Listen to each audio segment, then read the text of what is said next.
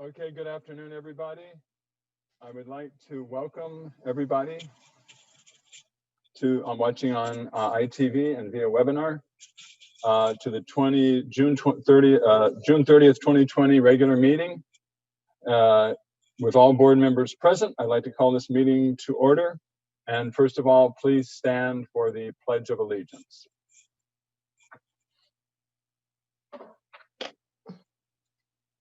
I pledge allegiance to the flag of the United States of America and to the republic for which it stands, one nation, under God, indivisible, with liberty and justice for all.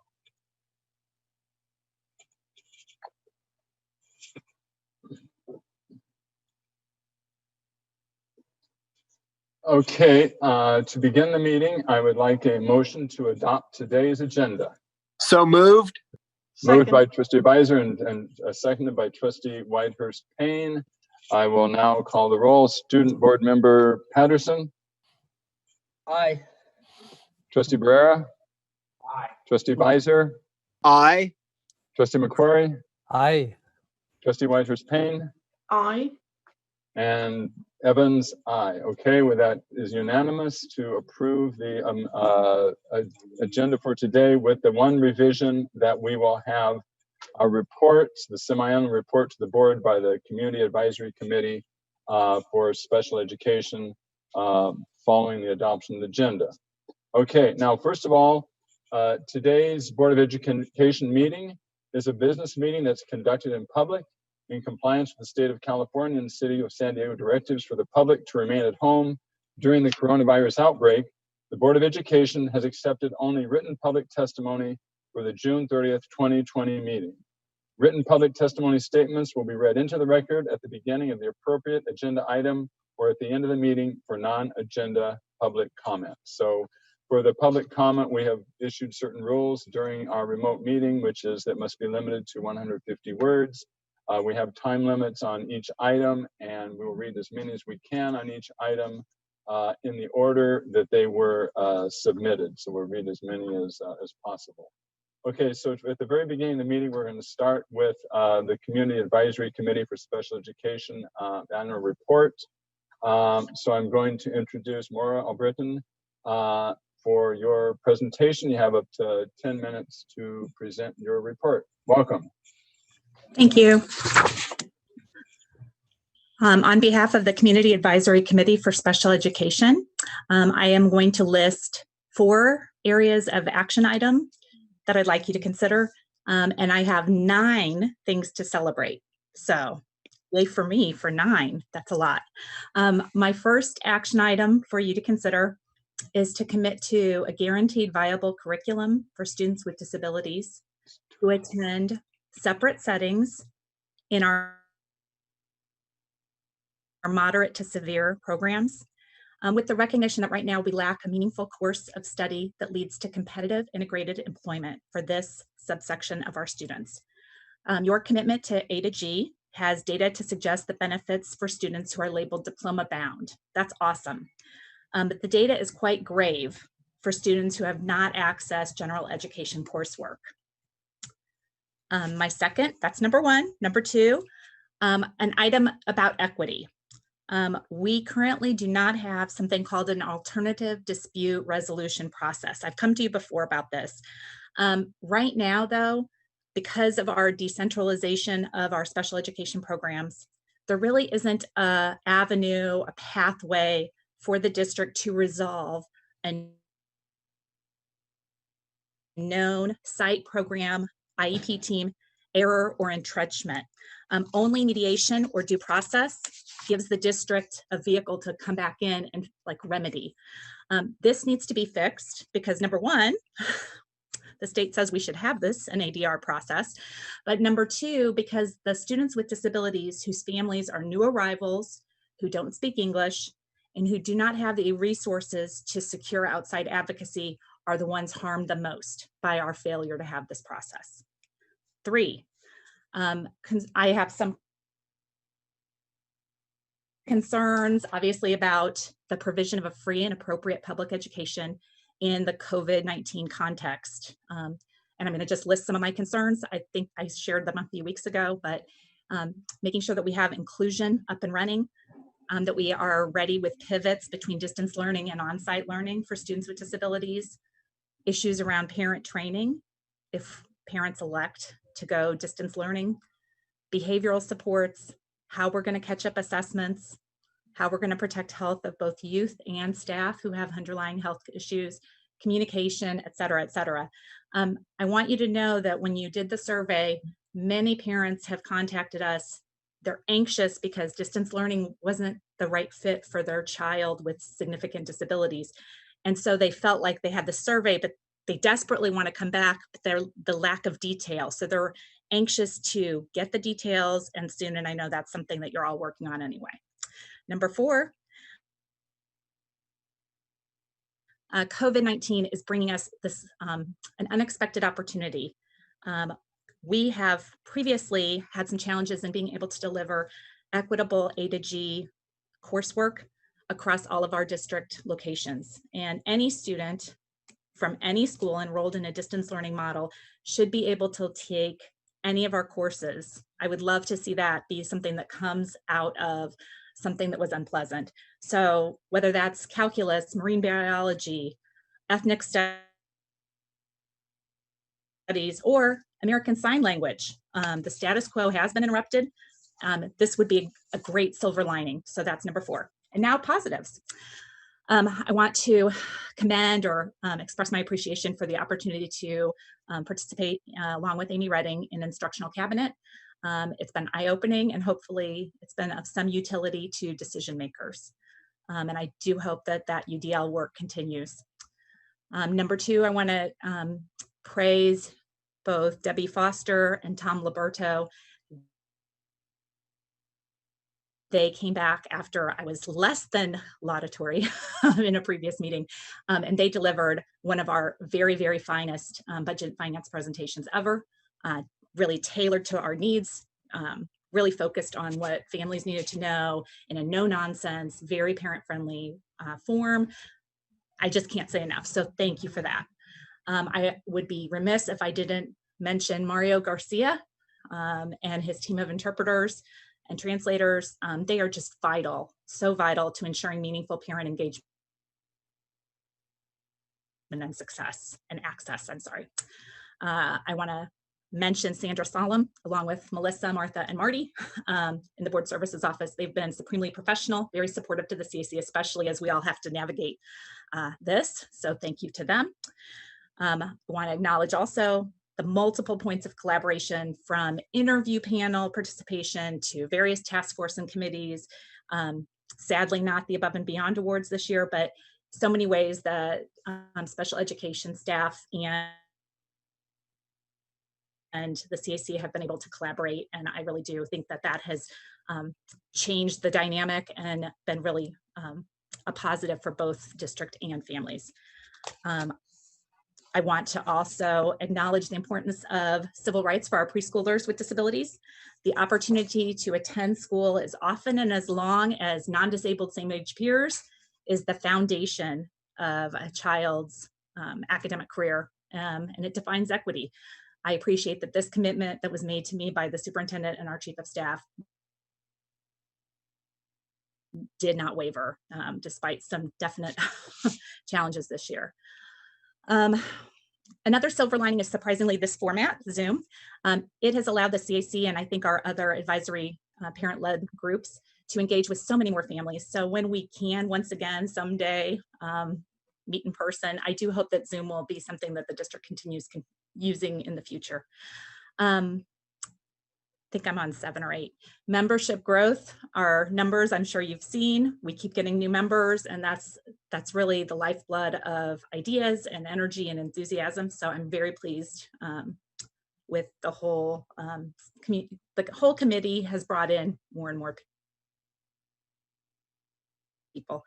And I am very pleased to let you know that effective tomorrow, Attorney Scott Saudi will be a fresh voice for the 15,000 or so students with disabilities as he assumes the chair of this committee. 10 years ago this November was my first time in front of a few of you At that meeting in November, this body adopted a proclamation committing to universal design for learning and also non-discriminatory practices. President Evans has now taken to reminding people that all students are general education students first. I remember somebody saying that.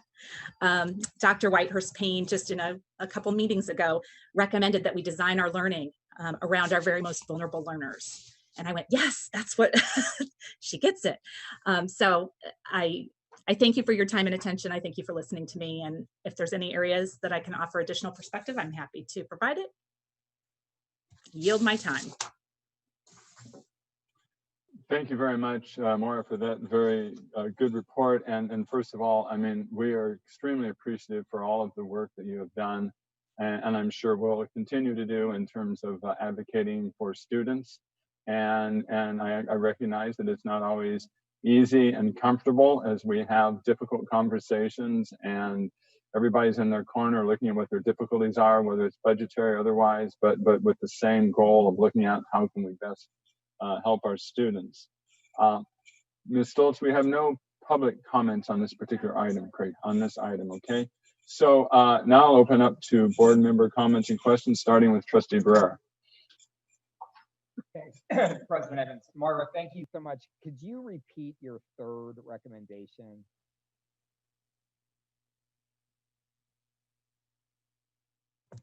Can you repeat the question? Sorry, could you repeat the third recommendation? So recommendation number 1 was about universal design curriculum. Number 2 was about alternative dispute resolution. Number 4 was about full access to courses. What was the third one again? I'm sorry. The third one was being able to give us some more information around our COVID expectations for what on-campus learning might look like, to be able to give even some more information about that to families as they're trying to make decisions whether to return to school or elect for distance learning. Did that make sense? Yeah, thank you. So what I would like to propose, and maybe in the form of a motion, is that we allow the staff to vet the 4 recommendations coming from the CAC and come back to us in a timely manner so that we can consider action on those items. I think the third item is obviously timely. They all are, but that one needs to be done quickly. But I think that's part of the overall process with all of our schools and all of our families. So maybe my question to the superintendent would be, what would you consider a reasonable time to vet Moira's recommendations and come back for this board to consider action? I have the Executive Director, Sarah Ott, as a part of the meeting tonight, so I'm actually going to defer to her because I know she's been working with Moira on these, and I'm thinking about our timeline. We have 2 more meetings or 3 more meetings in July, whether that's might not be reasonable by July 28th, or whether it would be in September, but I'm going to ask Sarah Ott to respond. Sure. And yes, Maura and I have, and the CAC do collaborate. Thank you for that positive point. I agree. I think it's been really life-changing in the 2 years I've had working with you. The 4 points are things we're already currently working on.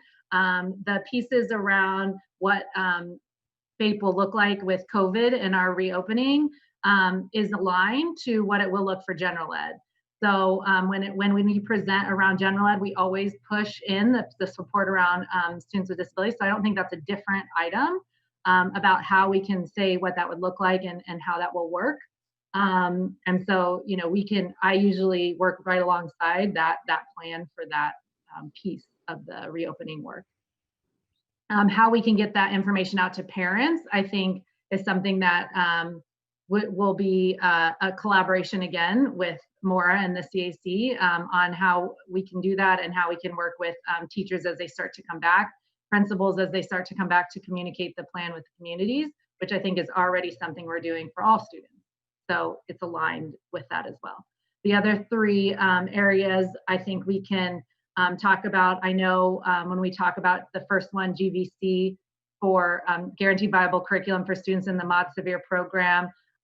We've talked about for a few times. Right now it's working on, we purchased some resources like Unique, which is a curricular resource, but getting and digging deeper into that is something that we already are starting to work on, but will take time, because anytime you're developing curriculum, one thing people should know is it's not something you can buy. It's really taking our general ed curriculum and modifying it for our students that have more significant needs. And so that will take us time to develop. And I think we have some good ideas around how to have people be able to develop that curriculum. The second piece around the ADR process. Sarah, sorry. I think what Moira's asking for is a board commitment to develop a guaranteed viable curriculum. So I guess the question on that is, what vetting, if any, do you need to do to come back to the board before we take action on that consideration? Yeah, I think what I was sharing, the difference between some curriculum for general ed is oftentimes we can purchase it, or we have to have a committee develop it. And so that's what we're looking on how to do. So I think the amount of time I would need to vet, I could probably have by the end of July meeting for those items. Great. And then there was the two other recommendations. Yeah. So the second one was around equity and an alternative dispute resolution process. Again, I think I could have that by the end of July. It's something we're already working on. And then I can work with our integrated support student services to think about, and our counselings around how students could access classes outside of what their school offers. I think that's part of what we were talking about with online courses already. And so, the items she has discussed, I think I could do all of them by the end of July. Okay, well, thank you, Sarah. That's very helpful. So my motion would be that we agendize for the July 28th board meeting, board action on the 4 recommendations from the CAC.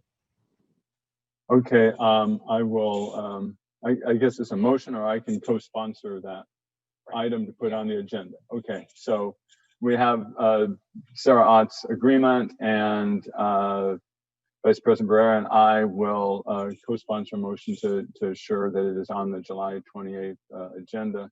And thank you very much for being so responsive and willing to do that right away, because we can all say there's a lot on our plate in terms of trying to get back to school and everything else. So I'm sure the reason that you're able to do it is because you say you're already working on it, as opposed to it's something new to take up, and it just brings us up to speed on it. Okay. And just, Moira, thank you so much for your decade of service on the CAC. And congratulations for moving the work to somebody new. Yeah. Okay, yes, Trustee Whitehurst-Payne. First of all, I too would like to thank Maura, because you're passionate, you're an advocate for our children, and you understand the issues. So I want to say thank you also. And thank you for your grace in doing it. I know sometimes it's very frustrating, but I'd like to compliment you on that, because you made your point and you got it across in a nice way. Thank you for that. I'd also like to say that the piece about equity and what you brought out about children across the district being able to access this. I think when we had that discussion on last fall about the calculus class, the AP calculus class, that came up as an issue, that if there's a class available, we should have children able to access it if their schools didn't offer it. And I think that aligns with what you're suggesting about equity for students with special needs, that they should be able to access a class that's not offered on that campus. So I support that. And I hope that at the discussion we have on the 21st of July, we will bring this up as a part of it, the access to all students, including children with special needs. Sarah, I don't know if you have the answer to that, or superintendent, but hopefully this is all a part of the same package deal here. I'm asking a question of superintendent. Yes, Dr. Whitehurst Payne, we know that this is something we've been talking about in several forums. And as soon as Moira said it this evening, I thought, well, that's aligned to something Dr. Whitehurst Payne has been saying all of this year. And I like the way Moira said it, is that this COVID-19 has given us an opportunity and experience to see something that we previously had not imagined possible. And so when we talk about access and equity and the things that are on the agenda to speak about on July 21st is very much aligned to that. And I would just say thank you, Laura, for all of your work. Thank you, Evans. Okay, thank you. Trustee Patterson. Just so I understand, so there's actually been discussion on this board where you're saying that, I mean, between our school district, we almost offer every single AP class, if you're looking at that from every single school across the district. So is something like this a discussion that I would literally have the option to take any AP class, maybe not in person, but via an online platform? Because definitely that's something that I haven't even heard at almost any other high school in the state. I'll just make a comment about that. What Dr. Whitehurst Payne brought up was a situation where there weren't enough students at Lincoln High School for a calculus class, for an AP calculus class, and so the whole issue of why, and this wasn't to solve this year, but what could be done if there are just a few students at one school to connect digitally with another school. I mean, I would imagine it could be a live streamed internal communication type of thing. That was the idea, that if it wasn't to be offered at one place, we could, make that as an option. But furthermore, I mean, I think you're expanding it even further in terms of making all of the AP classes available to all students at all campuses. I think would be an expansion of that idea. I don't think we're there yet, but I don't know if the superintendent wants to comment on that particular issue. Are you doing sign language, Moira? Yes. Yeah. Thank you. So Trustee Patterson just expanded here and immediately saw the opportunity for himself, like, wow, that would be For amazing. the students, I saw the opportunity. It wasn't just for himself. You're yourself representing the students. Yes, absolutely. And Moira sees the opportunities for our students with disabilities, and Dr. Whitehurst Payne sees the opportunities for some kids that were missing an opportunity in the past. So this is a large topic with lots to consider as we figure out what it could look like. What we've discovered and had the chance to experience during distance learning during COVID-19 was students having access to an online learning environment. So what does it take to expand that? Why would we expand it? And how do we keep true to equity at our core? And when students have been not able to access something that is helpful for them, did we learn something during this time? Did we learn something that we can then take forward as lessons learned? And the answer to that is yes. Now, the details of the implementation, how we do that, how we roll it out, who is it rolled out for, how do we expand it? Those are all things that we need to consider. And I'm not ready to do a presentation on that this evening. Well, I definitely look forward to hearing about that, since, I mean, that's really exciting even for me. I know taking AP courses, if I want to take something that's not offered at my school, like I love history. I want to take AP European history in addition to AP US history this year. And I'm probably going to, just sign up for the AP test and self-study. But if I had other students, I mean, that seems amazing to me. I didn't even know that was an idea in discussion. So thank you. That's exciting for me, and as you said, for all students. There's plenty to consider here, and I understand the intention behind all of these ideas. I just must say that when we suggested it in the fall, you thought I was from Mars or outer space, but COVID made it all possible. So there's some silver lining to COVID. Yes. Other board members, Trustee McQuarrie. Yeah, the other thing I heard in the report, and I do want to thank you and the CAC for the good hard work. The other thing I heard was how Zooming has expanded participation, and I want to encourage us to continue to look at how we can incorporate our Zoom sessions as we move forward, even as we get beyond the COVID obligation to distance. But I think we've got a lot going for us, and we can utilize this technology to incorporate the engagement of more people in many more different ways. So thank you very much. Any other board member comments or questions? President Evans, just Yes. a quick comment. I really appreciate the history and reminding folks at the school district and in the community and parents and teachers and our new school student representative that we have had this conversation for many years, since going back as long as I can remember, about trying to open up access and opportunity for students, especially in light of the fact that we have some high schools that offer 16 AP courses and others that only that offer single-digit number of AP course opportunities for students at their school.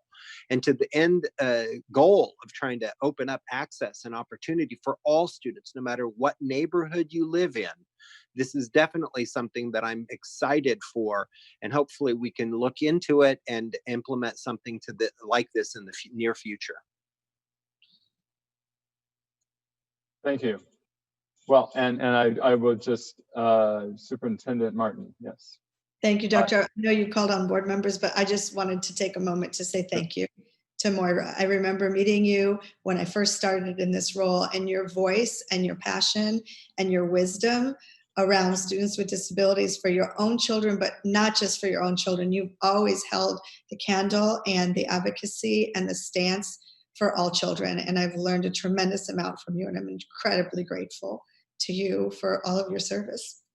And the person filling your shoes has big shoes to fill. So you're gonna have to pass that torch carefully. I'm looking forward to meeting him, and I'm really, truly grateful for you. Exemplify service above self, and I truly honor you and thank you.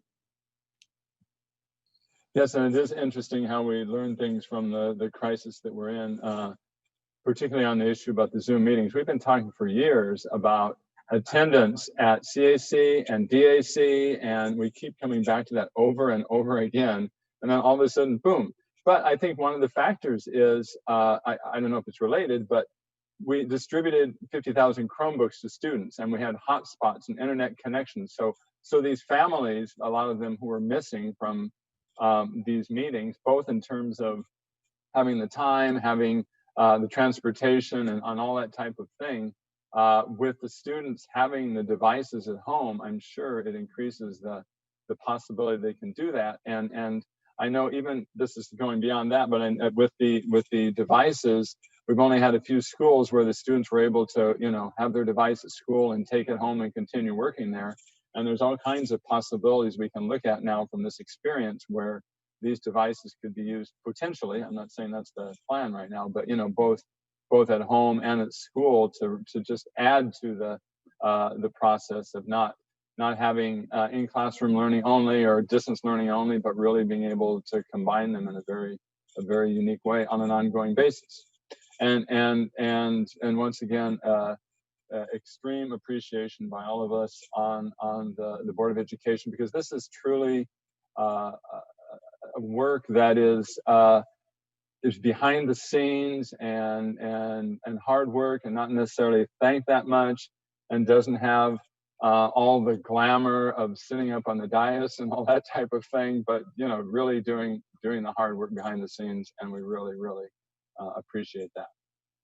Thank you, Maura. Okay, we will now move on. We have no reports coming out of our closed session, so I'm now going to go to Superintendent Martin for administrative assignments. Thank you, President Evans. The administrative assignments for this evening are our Director of Assessment Services, Julie DeBolt, our Instructional Support Officer, Nicole DeWitt, Principal for Longfellow K-8, Emily Zazanis, Principal for Patrick Henry High School, Michelle Irwin, Principal for Point Loma High School, Kelly Lowry, Principal for Adams Elementary School, Desi Pina, and Principal for Sessions Elementary School, Tracy Makings. Okay, thank you very much for that. We do not have an ASB presence report tonight, so now I'll also go back to the Superintendent for your information report. Thank you again, President Evans. I'd like to thank everybody and say good evening to all who have just joined us. And tonight I have a few a few announcements. First of all, I'd like to thank the 59,022 people who have responded to our opinion poll on school attendance options for the fall. As you all know, we will be using these responses to help us plan for our August 31st opening when we all head back to school. As of this afternoon, 58% of the people who responded to our survey said that they would prefer their students to be on campus full-time for the year ahead.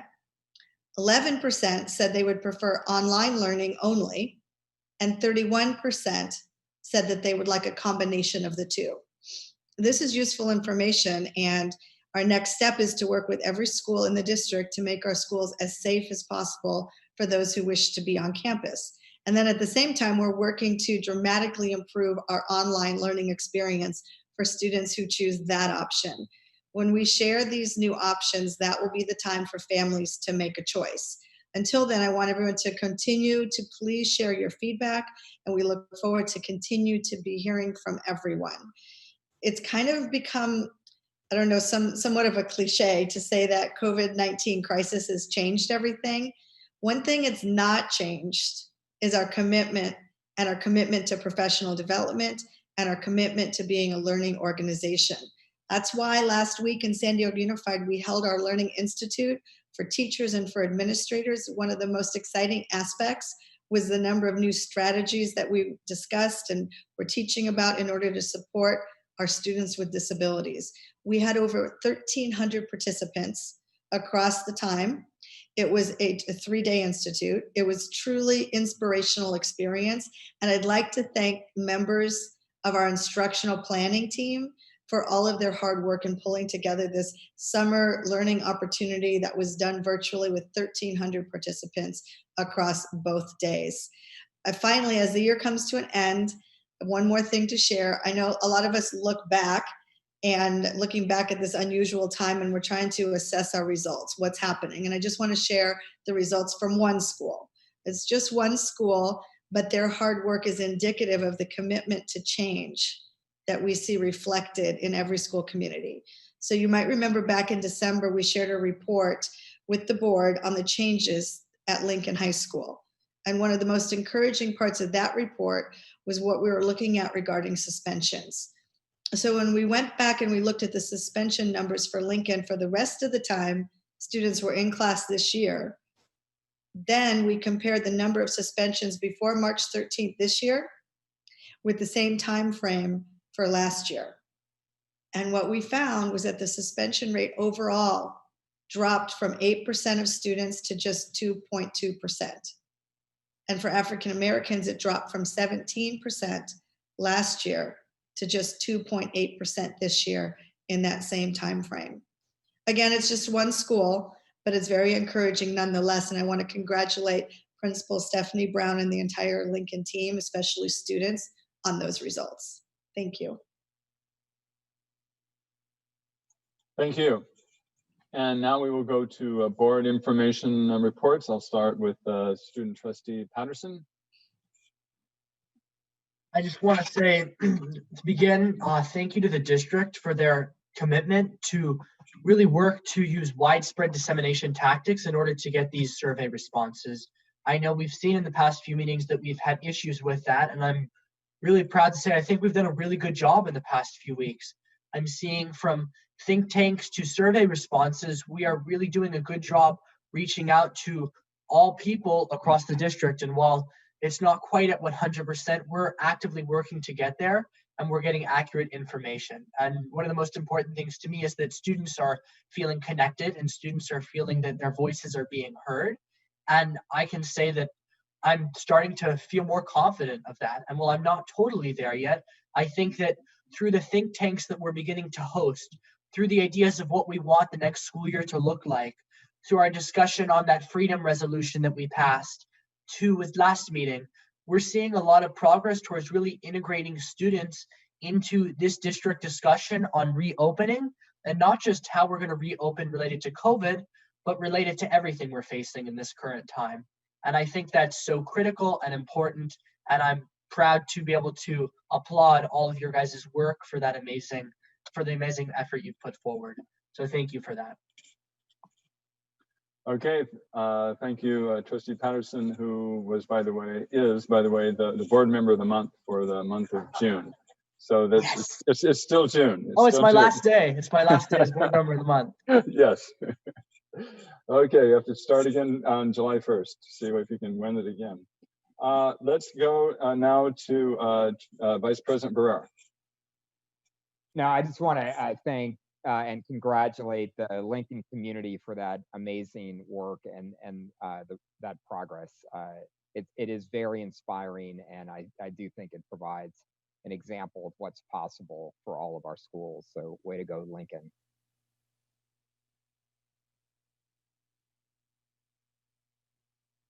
Okay, Trustee Beiser. I'll defer. Okay, and moving on to Trustee McQuarrie. Yeah, looking forward to the opening, and what I've been hearing from the work that we're doing with our international school partners, as well as what's happening across our country, it is so important for us to realize that our students in our schools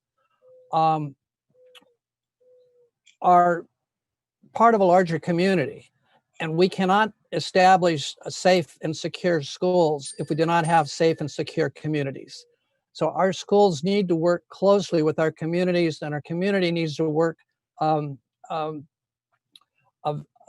diligently regarding where they go and what they do and their behavior, so we can establish safe environments in our schools, but our students could still bring a virus into the school.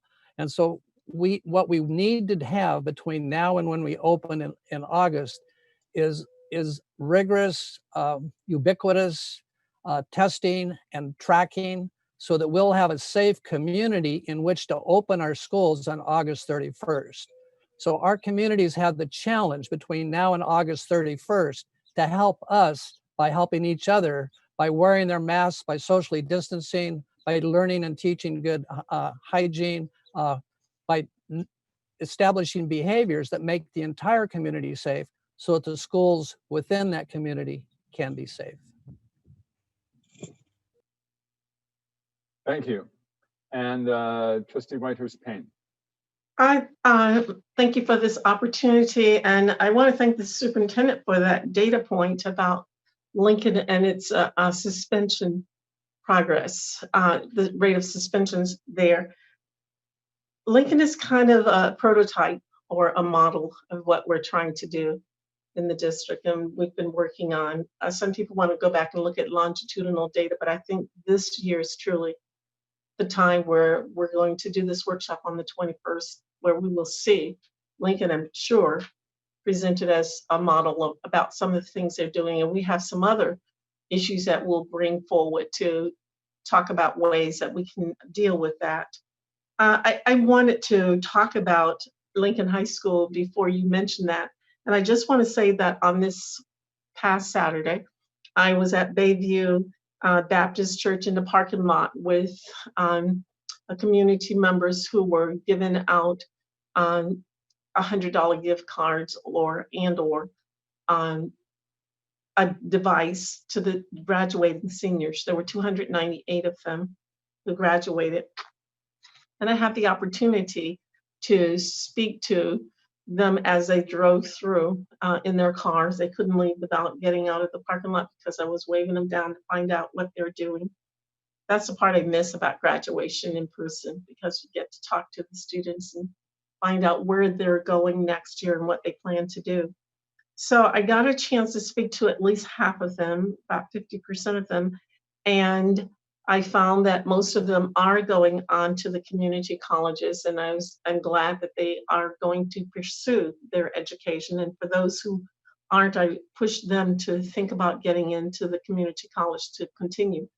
And we had some who are going to places like Fresno State. We had 4 students going to Grambling, the HBCU there in Louisiana. We had some UCSD scholars and San Diego State students coming through, USD, University of Nevada, for football, for athletics, and so forth. So I really want to encourage all of the students to continue your education. Don't be discouraged. Recognize that what you've been through, other students throughout the nation have been through the same thing in terms of COVID-19, and just keep pushing, keep trying, you'll make it. So thanks to all of the students and to all of you for all the hard work that you've done this semester and this year. And we look forward to the next year as we plan. Thank you, Trustee Whitehurst-Payne. And I also want to speak up for Lincoln. I just felt very privileged to spend a full day there. And I know that in terms of improving the academics and everything is a marathon, it's a long-term goal. But what happened this year was a real shift in the atmosphere and the general environment of the school in a positive direction. And the suspension rates bear this out in terms of the very positive environment on that campus.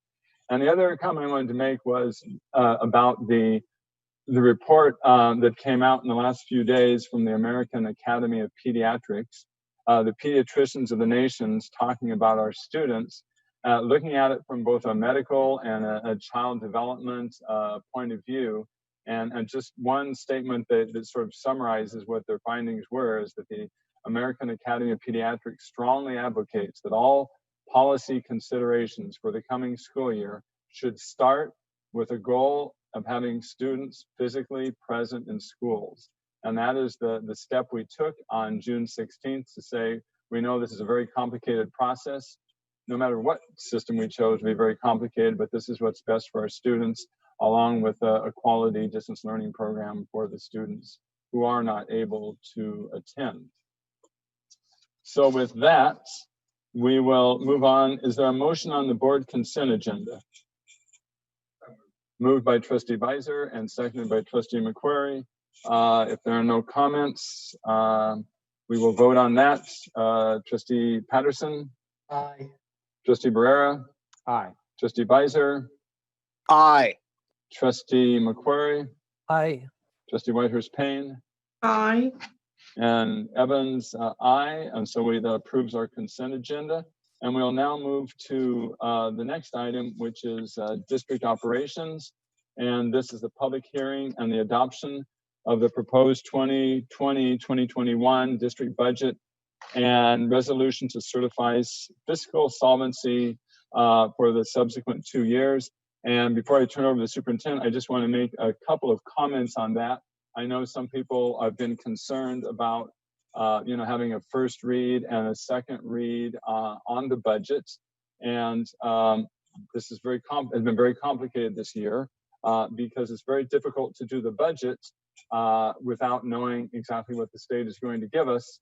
We are required by law to have approved this by June 30th, which gives us another 6 hours or so to approve this budget. There was not even there was a perfunctory budget passed by the 15th by the state, which was not complete. There was an agreement among the legislators and the governor by June 22nd, but the actual budget was only signed by the governor 21 hours ago. So in less than 24 hours, we have to present a budget based on what was just signed by the governor. And I think the other thing that people need to realize is that the budgeting process is a year-long process, and our budget is based on our local control accountability plan, which is our Vision 2020, where we have set the priorities for what we want to accomplish in our district. So this is an ongoing process throughout the year with input from stakeholders all along, and this is the final fiscal report in terms of the results of that local control accountability plan that we've been working on for the entire year, although it was certainly with some disruptions by the pandemic.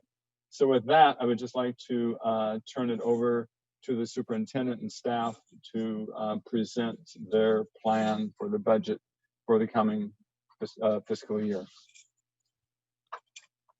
Thank you, President Evans. Tonight, I'm proud to share our budget for the coming year. I appreciate that introduction by our board president about giving the context of the governor just signing it just yesterday.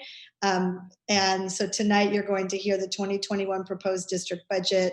We'll have Greg Ottinger, our Chief Business Officer, and Debbie Foster, our Executive Director of Finance, will be presenting. But before they begin, I just want to start by saying you will notice that the budget is balanced and does not require any layoffs. Although obviously we make staff adjustments every year to accommodate student needs.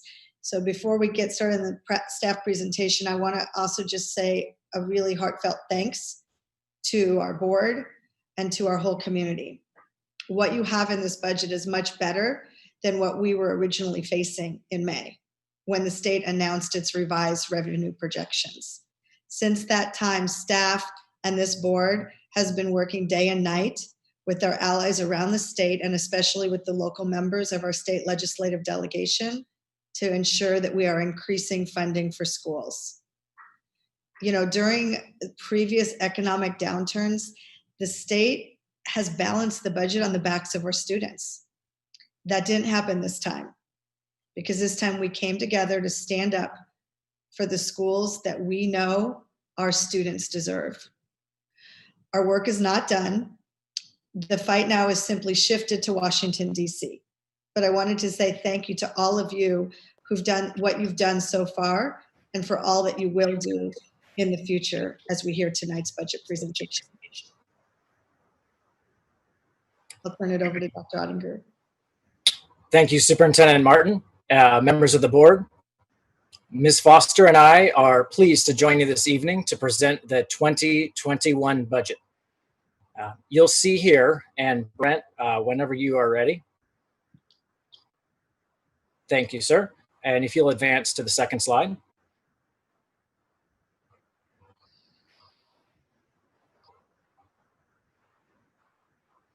And Brent, if you could go to the next slide, that would be great. So you will see here in the agenda, we'll be starting with the timeline, and we will conclude by asking for your vote on this budget. And Brent, if you could advance to the third slide with the budget timeline. I'm going to comment. It's been out of sync, but now it's in sync. Okay.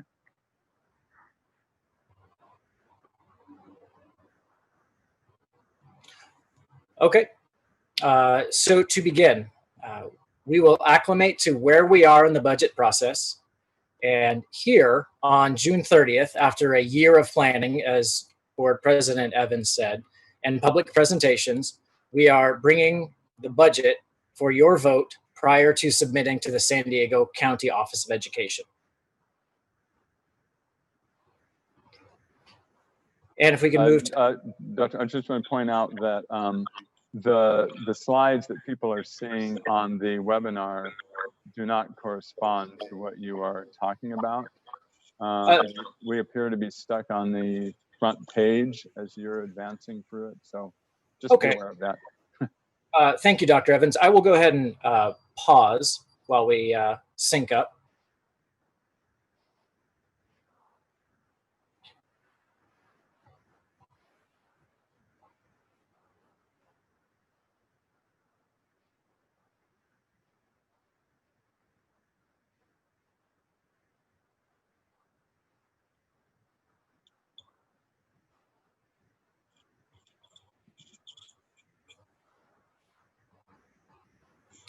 Dr. Evans, if it'd be okay, I'd like to continue verbally, and I will just add a bit more detail while or until we get the visual synced up, if that is appropriate and okay with you.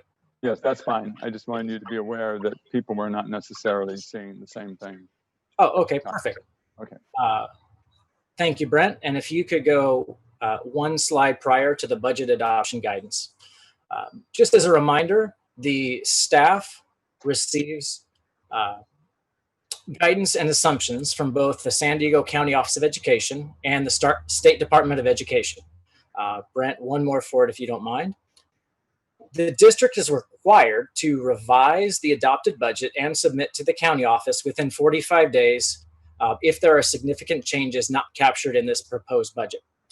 Additionally, we wanted to point out here that as part of recently passed legislature, AB 77, the board will be seeing in the fall a different LCAP, a learning continuity and attendance plan by the end of December. So just a reminder that the staff have been using the guidance, and as the superintendent mentioned, folks all up and down the state and across the nation have been doing their very best to both advocate but also provide guidance and support so we can be bringing the best possible and clearest budget this evening that we possibly can.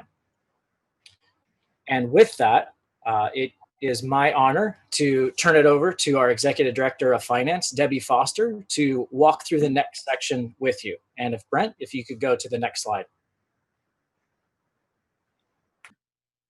Thank you, Greg. We will now review the assumptions used to build the 2021 budget and 2 out years.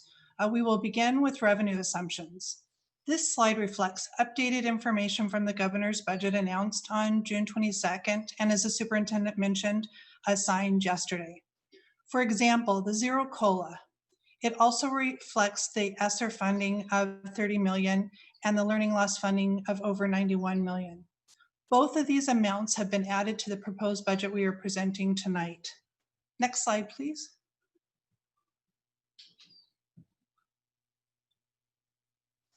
Continuing with the assumptions used to build this budget, this slide provides the expenditure information. It also provides updated information from the governor's final budget, such as a reduced STRS and PERS rates. Next slide, please. This slide represents a high-level summary of general fund unrestricted budget. You will see a projection of how the deficit will finish, the district will finish the 1920 fiscal year and the budget projections for the new fiscal year 2021 and the following 2 years, 21-22 and 22-23. This slide also highlights the need for ongoing state and federal assistance. While the financial relief identified with the ESSER and learning loss funds is needed and appreciated, the need for ongoing support is obvious based on the 21-22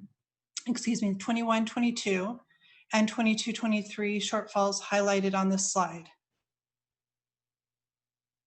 Next slide, please. In addition to the budget assumptions the finance team used, the district continues to monitor several factors that could modify the assumptions. Here are a few examples.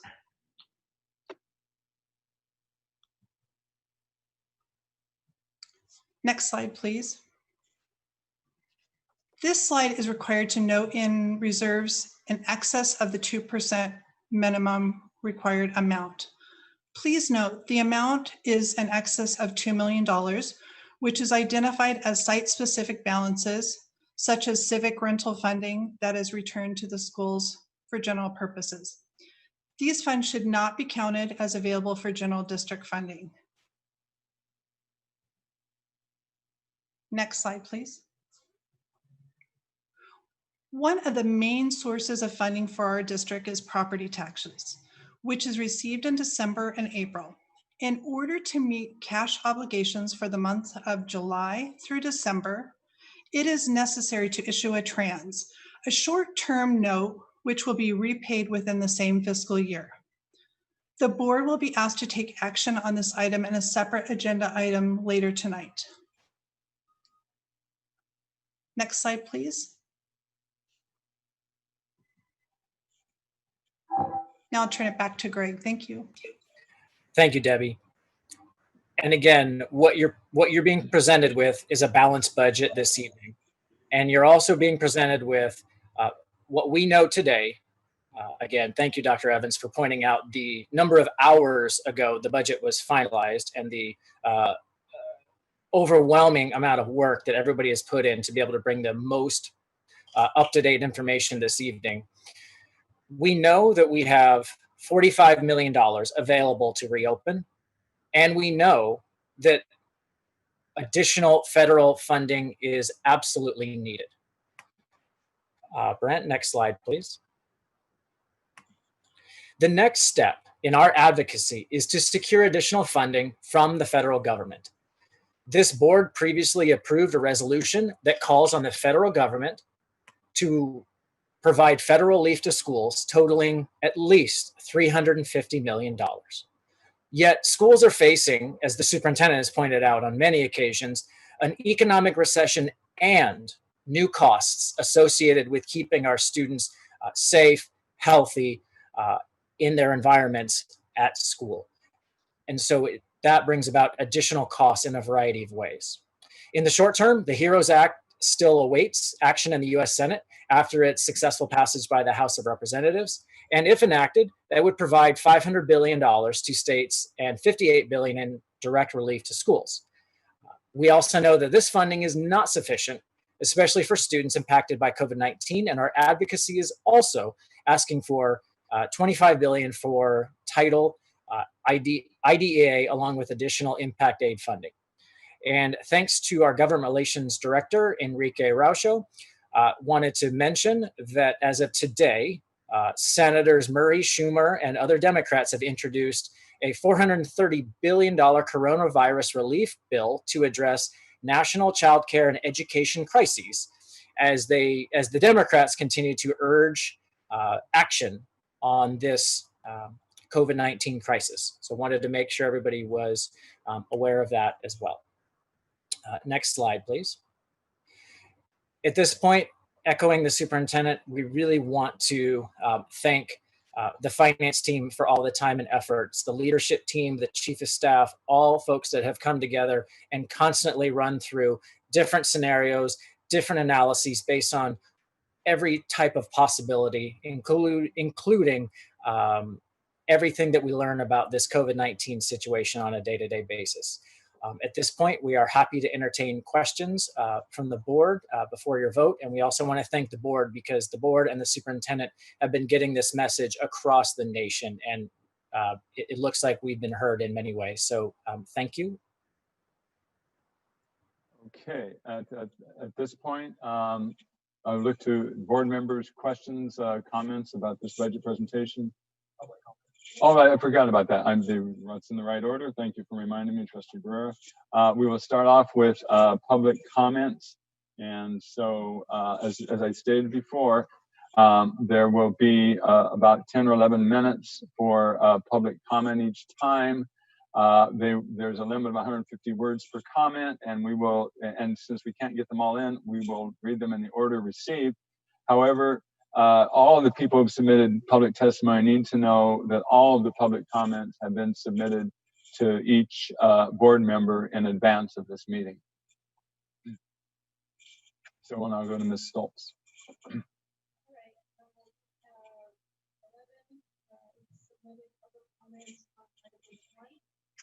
Excuse me, I don't know if we can hear you.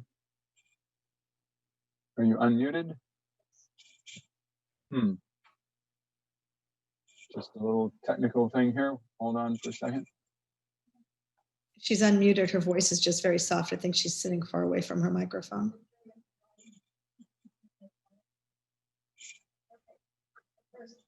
The first public comment is from Todd Medicine. No.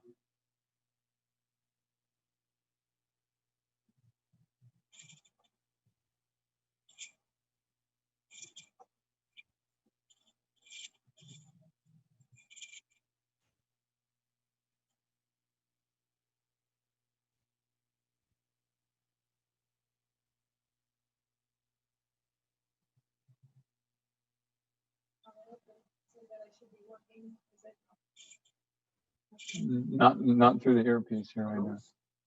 Can she get closer to her microphone?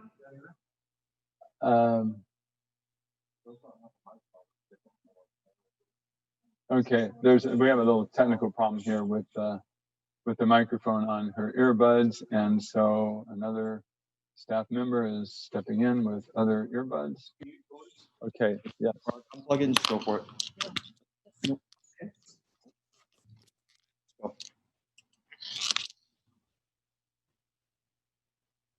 All right, let's try this then. Does that sound better? Way better. Okay, sorry. This one we thought we had all the technical stuff figured out. The first comment is from Todd Madison. My name is Todd Madison and I represent San Diego schools. We are an advocacy group to help parents make their voices heard in improving education in our county.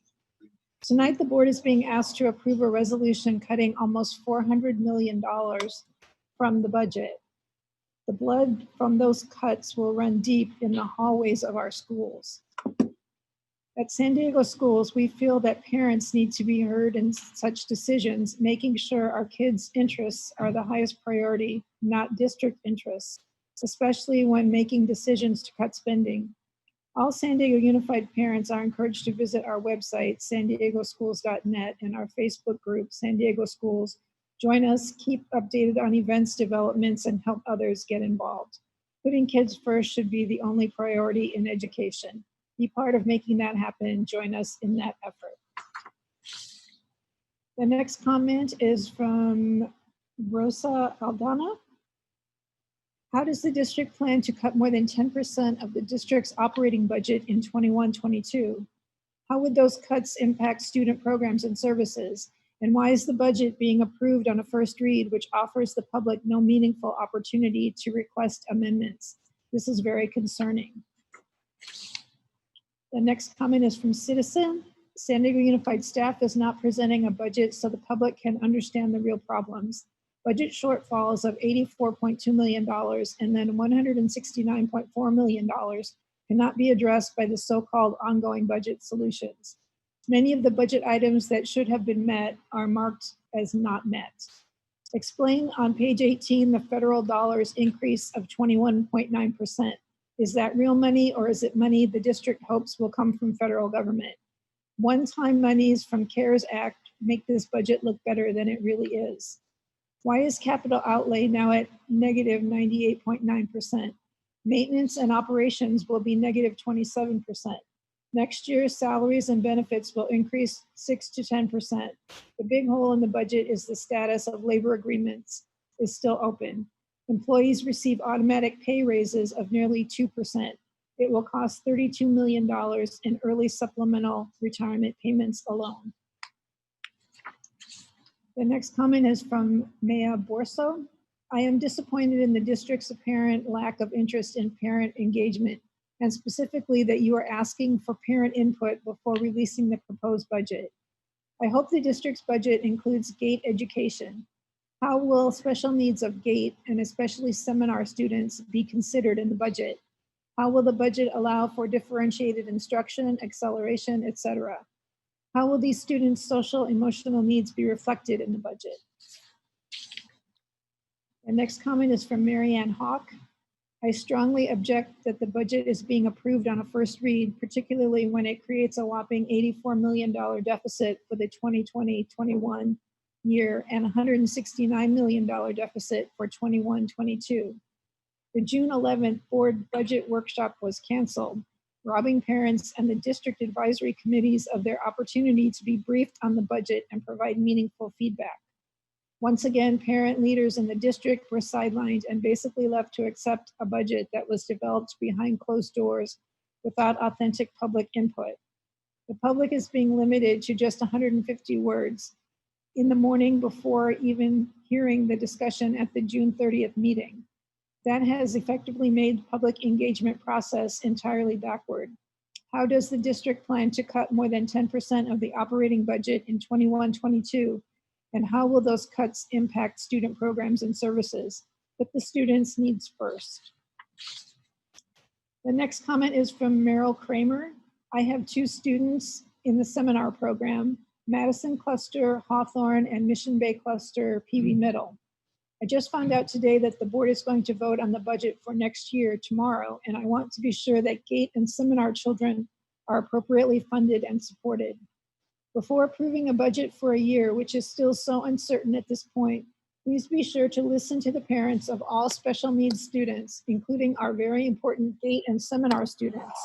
The budget for their special needs has been whittled to the bone, and our elementary seminar program is now almost completely funded by parent donations. Please contact me if there's anything I can do to help shed light on these budgetary needs. The next comment is from Heather Estrella. I received notice yesterday that you are planning to adopt the 2020-21 budget upon first reading at the meeting today. In unprecedented times such as these, the budget needs to be considered more, not less. The lack of funding the schools are receiving shouldn't be hidden. It should be discussed more than in past years. How will the deficit be handled? You have not provided the district time to review and provide input. You've canceled the budget workshop. If your excuse is because it couldn't be done in person, then that tells me a lot about how you're planning to teach my kids next year. Was it too much of a hassle for you? You must be transparent. You must be open for discussion. The next comment is from Tamara Hurley. The budget process this year has been haphazard at best. Since March, you have been saying that the district doesn't have enough funding to fully reopen schools, but the district has yet to show any budget information on reopening costs. What are they? Now you present a proposed 2020-21 budget that is slated to be approved on a first reading, making a mockery of public input. My questions are, does this proposed budget contain the costs of reopening schools for one semester or both? How much of the $84 million budget shortfall that was identified in your second interim report is being carried into this budget?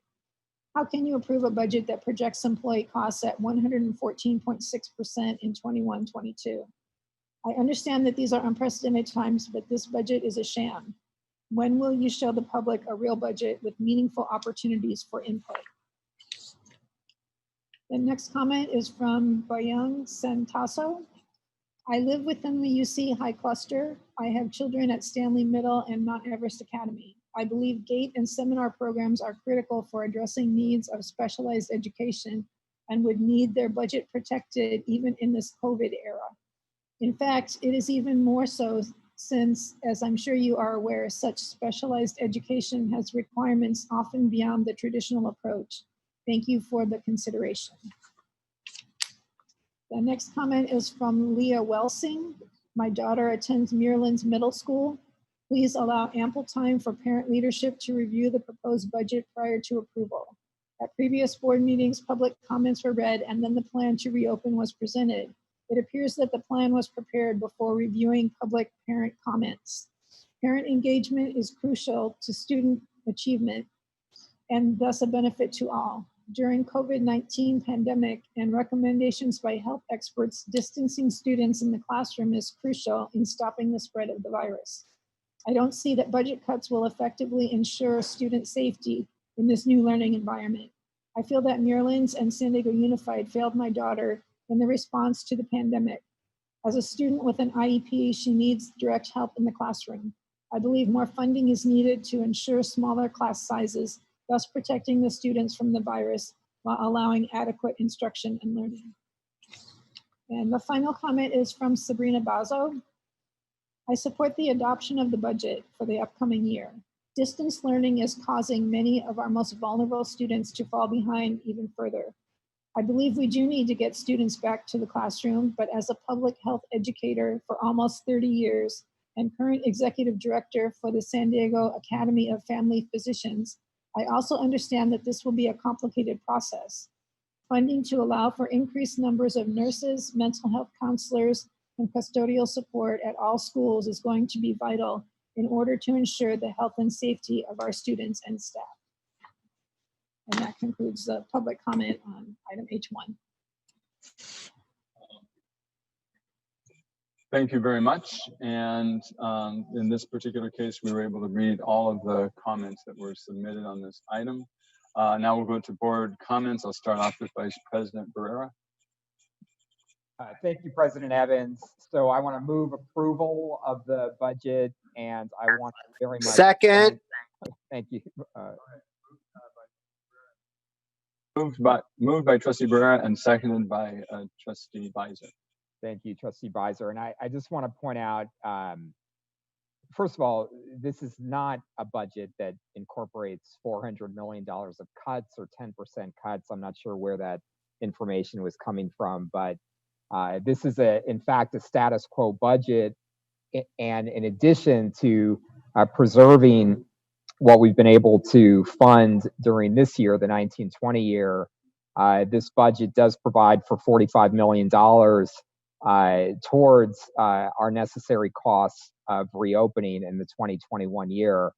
And as many people have talked about so far tonight, the reason we're in this position, the reason why we have been able to solve what had been at first and second interim projected $84 million deficit without cuts and without layoffs is really for two reasons. Number one, our staff, as President Evans talked about, goes through the entire year turning over every rock to identify where this district can operate as efficiently as possible without making cuts that affect students. And that work goes on every year. It will begin tomorrow for the 2021 year and for the following 21-22 year.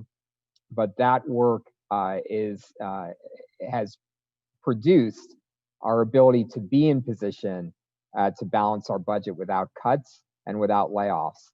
And second, because as Superintendent Martin and others have commented tonight, because the state legislature and the governor listen to the voices of people who care about public schools, the proposed 10% cut that we had seen in the May revise was eliminated and in fact replaced with an additional investment that's intended to help districts with reopening costs. And I want to thank in particular Senator Tony Atkins, who's the pro tem of the state Senate, and of course represents most of the San Diego Unified School District, for listening, for working closely with us, and for advocating and negotiating for a final budget that allows us to move forward without cuts and gets us started towards the costs we need for reopening. Of course, as Superintendent Martin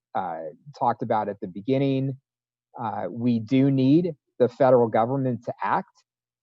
We need the federal government to prioritize schools. We were encouraged to see the proposal come forward today from Senator Murray and Senator Schumer and others that would substantially move us towards being able to provide the resources that we need to keep our students safe and healthy, and our staff safe and healthy as we reopen and move forward for the entire 2021 year. So this is an excellent piece of work internally by Superintendent Martin and the staff at San Diego Unified. It's great advocacy work by the San Diego community to make sure that we didn't see, as we did in the past, that the budget would be balanced on the backs of students. That did not happen this time, and that's because we collectively made our voice clear, and because our leadership in Sacramento listened. So proud of this budget. It allows us to move forward with our school by school planning, and now we need to, as Superintendent Martin said, focus our advocacy on Washington, D.C. Thank you. Other comments and questions by board members? Trustee Whitehurst Payne. Thank you, Dr. Evans, our president. I'd like to say, first of all, to the comments about the fact that they didn't get advanced time to really study the budget, et cetera, et cetera. This is an unprecedented year because things are changing daily. And even though they're changing, we still have to present a budget June 30th. That didn't change with everything else. So we're operating within the parameters that we're given to do this budget. I think a couple of times in the past, I've challenged our legislators to go ahead and give us a budget 2 years out so that we can then plan and we know for next year what's going to happen. And it would give the community the opportunity to really participate more thoroughly. But given the fact that we have to present a budget by June 30th, and the fact that our whole funding system shifted when we had Prop 13 and it shifted to Sacramento, etc. I think that the staff has done a good job with trying to pull together all the variables as they keep cropping up. And we have not ended. I know that the superintendent and others are still advocating with the federal folks, and just like the advocacy for the state resulted in additional revenue that we were not going to get. I believe in the same way it will happen with the feds, the federal level. So I too want to thank staff. I know they've been on pins and needles and all of that trying to present a budget in a time like this, but I want to commend them on coming forward with this tonight and say thank you. Thank you. Other board members, questions and comments about the budget? Trustee McQuarrie, Dr. Mike.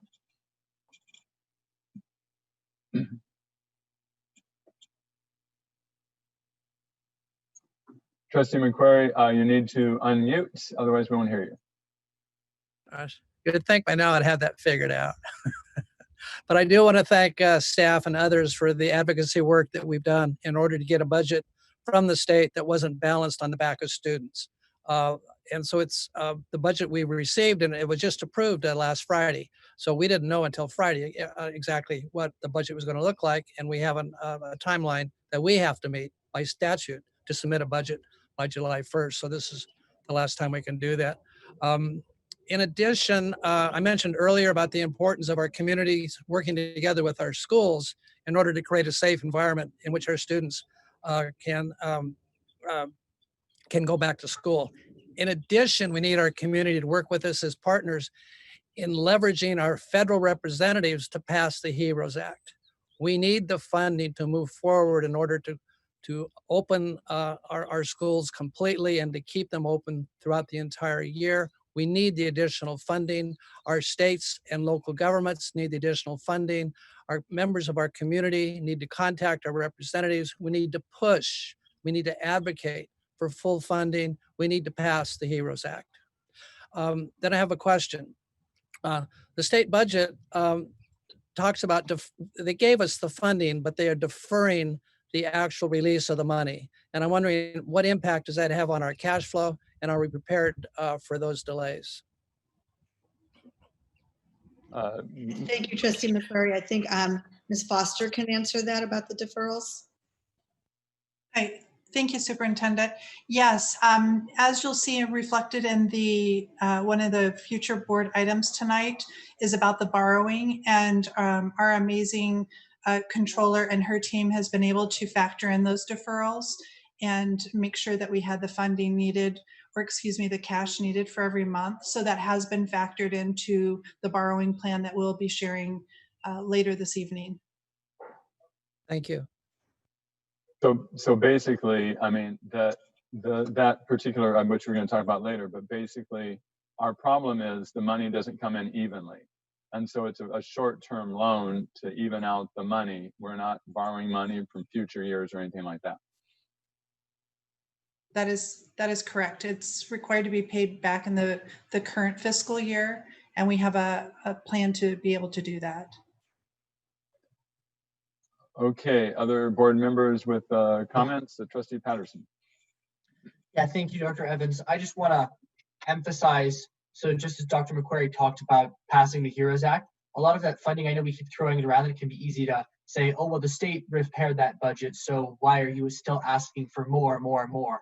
That's not the focus of this. The idea is we're incurring additional costs in order to make our campuses safe, so I can go back to school knowing that I'm not going to be at a significant risk to contract the virus and spread it to my family and to bring that around. And this is something that all of our staff are going through. This is something that all of our students are going through. These are people that are medically compromised. And it is our job as a school district to protect our students, number one. And if we want to reopen schools and if we want to keep schools open throughout the entire year, it's just not going to work. And while I would love to say to that 45 million, don't you worry, we're going to stretch every single dollar there. But we do need more we do need more. And that federal government, the idea of them stepping in is ensuring that we have these materials to be safe when we go back. So every single student who chooses to walk back onto campus can do so with the confidence that they're going to be safe when they come back. So that's an important thing I want to add. And I want to add as an addition, since we're talking about that we need it passed, but why we need it passed. And the second thing I would ask is, this AB 77 thing is kind of new to me. I'm laughing that they use the same LCAP again, they just changed the acronym itself. Would you mind just quickly giving me a little bit more understanding on what this actually means and what the change is? Might take too long, but if you can do it in just quickly, just so I understand. I don't know if Ms. Foster is prepared to talk about what it would mean to our budget, or Dr. Ottinger, which one of you would like to respond to that? I guess maybe not even just to the budget specifically, but I know the LCAP is pretty large. Is this changing the idea of the LCAP completely, or is this just very similar to what it was before, just with a new name? Thank you, Board Member Patterson. In fact, one of our colleagues who works on the LCAP very closely, Ms. Harrington, actually was on a briefing today with the state where we are starting to get the first look at what will be the differences between the two different LCAPs. And so literally that's today. So I think it's a scenario where we understand that there are going to be, as part of statute, requirements that we'll be bringing to you and the board in September.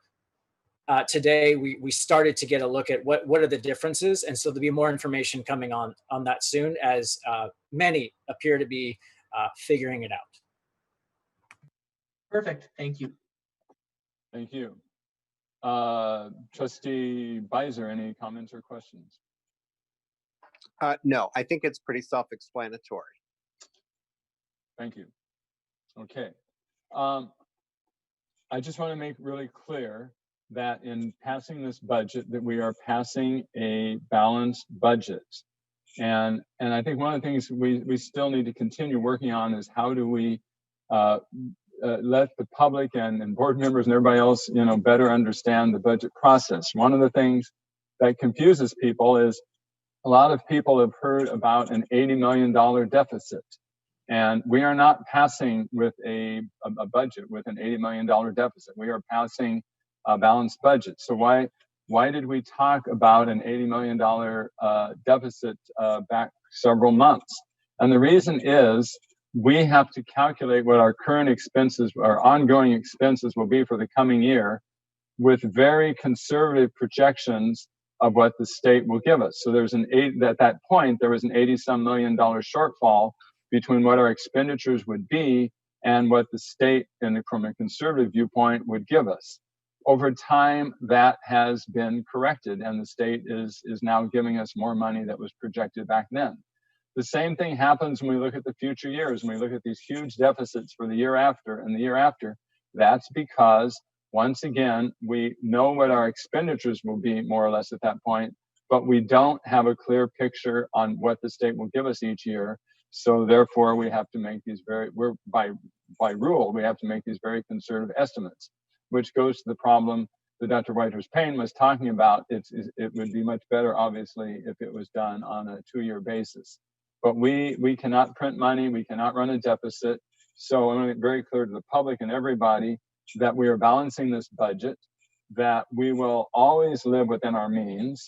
We will make revisions to the budget at any point if necessary, if state revenues go up or state revenues go down. But we have a balanced budget. Now, at the same time, we're going to continue advocating, as everybody has mentioned, for more funds from the federal government. And I think in one of the speakers mentioned about the $45 million, is that, for how much a year is that for? That is still to be determined. During the next couple of months, when we're going to be calculating what the COVID-19 costs are, we are going to operate the schools with the students in school as long as we can with those funds. And the only thing that will stop us from having a complete full year of students in the classroom is if the federal government does not come up with the needed funds. And already we're hearing some some encouraging talk about that, but that's the only thing that will stop us. We have a plan. We're prepared to operate for the entire year, and only at this point the federal government can say no. The state government has given us enough that we know that we can open, and we will go as far as we can with that. So once again, we are doing the fiscally responsible thing of having a balanced budget. So with that, I will ask the board members to please vote on this item of the budget for 2020 and 2021, starting with student trustee Patterson. Aye. Barrera. Aye. Beiser. Aye. McQuarrie. Aye. Whitehurst Payne. Aye. And Evans, aye. That budget is passed unanimously. Thank you very much to the staff for the presentation and all the work that you've done and that you will continue to do every day as we move forward with this budget. And we're now going to move on to item H2, which is the COVID-19 operations written report. And this was a required report for us to report on what measures we took in terms of the COVID-19 crisis, in terms of continuing education for our students with distance learning. We know that we want to have our students back in the classroom in August 31st because online learning is not sufficient for most of our students, but nevertheless, we were required to present this report. And so we have received the report. And is there a motion by board members, Trustee Whitehurst Payne, to accept this item and approve it? Trustee Whitehurst Payne, and a second by Trustee McQuarrie. Okay, the second by Trustee McQuarrie. So at this point, we do have the written report as required by the state. And we also have public comments on this item. Dr. Evans, I have just an opening to it. Okay, thank you very much. We'll listen to the superintendent. Following that, we will have the public comment. Thank you, Evans. You know, one day, many years from now, historians are going to be writing about the COVID-19 pandemic, and there will be whole books written about how schools responded to this crisis. Sadly, the California Department of Education has asked us to keep most of our answers on this document to 300 words. The CDE wants a 300-word document that describes what happened during this COVID-19 and our shifts that we needed to make. So what you have here is a brief report. It is in no way designed to be comprehensive, impossible to be so in 300 words. So by now everyone knows the highlights. We closed school on March 13th to stop the spread of the virus. Then we immediately moved learning online, distributing 53,000 Chromebooks to our students and providing our teachers with almost 14,000 hours of professional development. As a result, close to 98% of our students were able to connect to their learning online. And then in the meantime, our food services workers provided more than 2 million free meals to families in need. All of that's documented in this report, which the state asked us to submit. There are two things missing, and probably many more.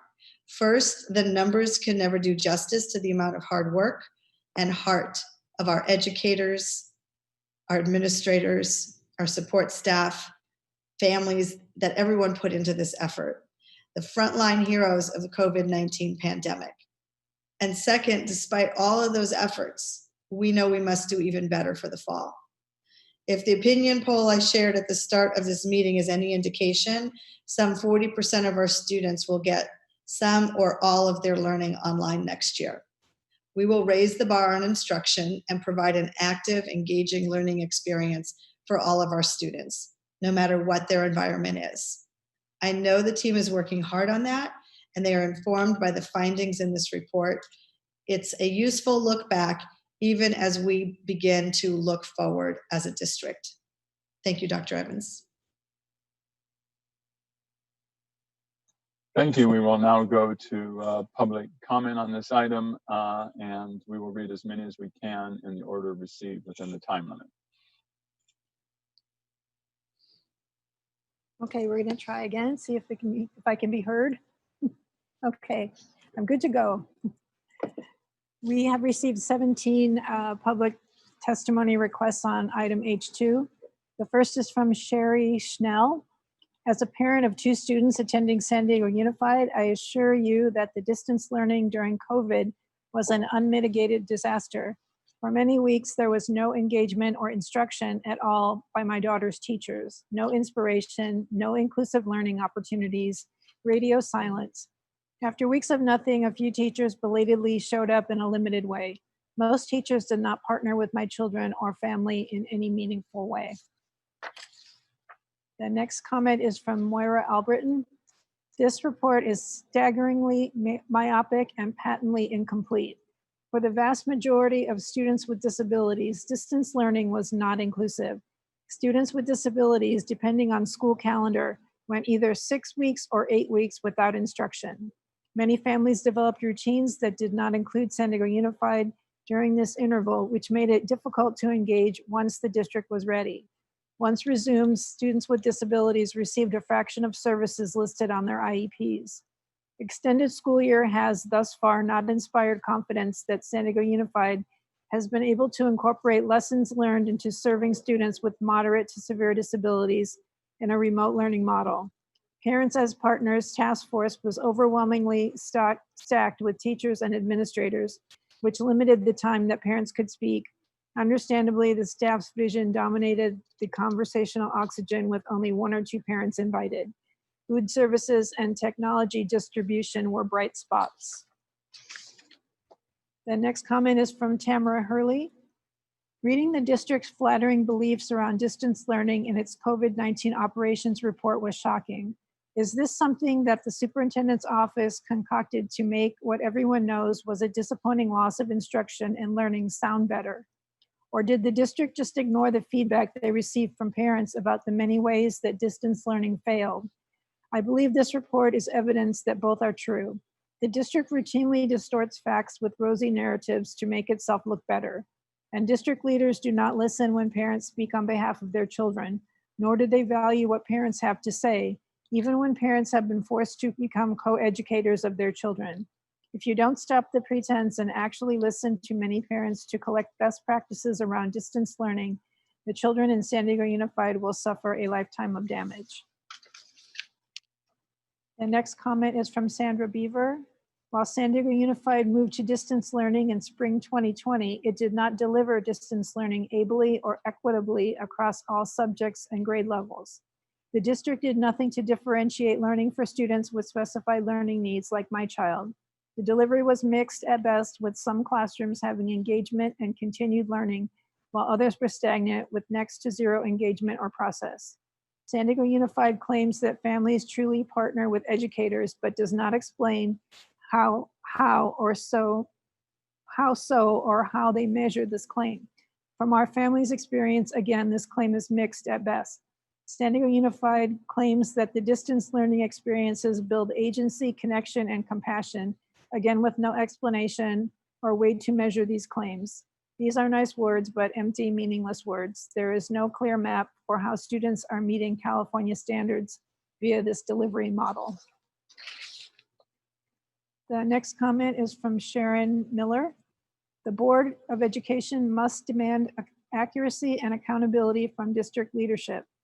San Diego Unified statement regarding a complete shift to distance learning is an overstatement and at worst an outright misrepresentation. It should not be allowed. An accurate measure would be to request the actual end of semester grades / attendance rates versus the do no harm grades provided to the students on March 13th. Those in combination with emails to principals regarding non-existent teacher-student contact would be a much more accurate way of determining how complete and successful the shift to what the district deemed as distance learning was or was not. The reality is that the district's management team was inexcusably unprepared for a disaster. It took multiple weeks before regularly scheduled learning was in place, and then in many cases, it was asynchronous with little to no teacher-student engagement. Distance learning is not a list of assignments for students to complete on their own. Considering San Diego is in a fire, earthquake, and flood zone, it is unfathomable that the district was caught so flat-footed. Revisionist history fails to allow organizations to learn from mistakes and do better. Has San Diego Unified learned from its management failure? Will there be a distance learning plan if schools close due to a resurgence? The next comment is from Fred Wu. The district's self-assessment of its transition to distance learning does not reflect the reality for most students and families. It did not ignite, inspire, or transcend. Learning was brought to homes in an inconsistent, inadequate, and inequitable manner with massive variability between teachers and schools. The shift to distance learning was not rapid, taking over a month and a half to implement. Providing online resources for the first 3 weeks was wholly insufficient. Teachers seemed to be overwhelmed and lacking in clear expectations. Principals seemed to have little authority, and students paid the price. There were certainly standout educators who put in tremendous effort to keep their students engaged in their learning, but they were the exception when they should have been the rule. The next comment is from Mary Ann Hawk. There is no mention of GATE in this report. The Parents as Partners work group didn't include anyone from the GATE DAC and included only 2 parents. The distance learning plan didn't mention GATE. This report mentions ongoing communication and stakeholder outreach, yet GATE parents receive 0 program-specific information, guidance, or support for their student group. While ELL, students with disabilities, and other high-need students are discussed here and included in the distance learning plan, there is no mention of the special needs of Gifted Plus. For example, gifted students who belong to multiple groups. Why were the gifted and high needs Gifted Plus students not supported in the district COVID-19 response? The report says educators receive professional development, but did GATE teachers receive support to provide appropriate differentiated instruction for the 20,000 GATE identified students in the district? Why were the unique social emotional needs of GATE students not supported? The next comment is from Maya Borso. Our family's experience with the district's response to COVID-19 was not positive and was different from what the written report conveys. We felt isolated and unsupported. As a physician, trying to work in the middle of the pandemic while trying to help support our children was very challenging. For the first month before distance learning officially began, my husband and I would spend every night trying to plan what to teach them the next day. After distance learning began, we found it very difficult trying to manage the new technologies, the varying Zoom meetings, and children who were very bored by their busy schoolwork. We did not feel that there was support from either the school principal or the district. We are very concerned that distance learning will continue next year, and it is not the ideal way for most young children to learn. I strongly hope it is limited. The next comment is from Jill DeFratis. I have a daughter at De Portola Middle School, and our distance learning experience was nothing like the San Diego Unified School District statement. A couple of her teachers were engaged, but many were not. It was not seamless, and my daughter was not supported mentally, academically, or socially. I was disappointed on the district's handling of this rollout and completion of the year. We must do way better come fall 2020. The next comment is from Hardy Gold. We are the parents of, or Hardy Gold and Terry Meeks. We are the parents of 2 current district students, one attending San Diego Met and the other attending UC High. The board's COVID operations report gives a false impression that the district's response was a complete success. To the contrary, it was shameful. It is hard to imagine that teachers were so ill-equipped or unmotivated that actual live teaching of 1 hour a week was too much to ask of many. It's preposterous to think that teachers wouldn't have at least 75% of their lessons worked out ahead of time and saved on their computers. So it makes no sense why they could not transition that to distance learning lessons starting the official back to school date of April 6th, let alone be unable to still manage by April 27th. 3 weeks of no meaningful instruction is 3 weeks of failure. Any teachers who had family or health issues preventing them from putting effort into creating a distance learning lesson plan had to leave time available under the CARES Act, and so would have little excuse for not putting in a full time schedule devoted to teaching, including 1 hour per week live course, grading, prep time, and outreach to students. If educators show so little effort, it's hard to expect students to do much. The time is up on this item, but the additional people who submitted comments were Tim Griffin, Heidi Anderson, Parents of Gate, Deanna Angelis. Back together. Brooke Minetti, Kevin McDonald, Crystal Trull, and Rosa Aldana.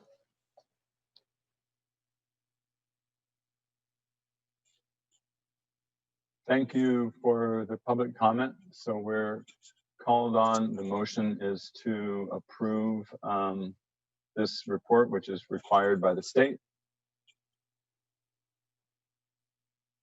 If there are no comments on this, yes, Trustee Barrera.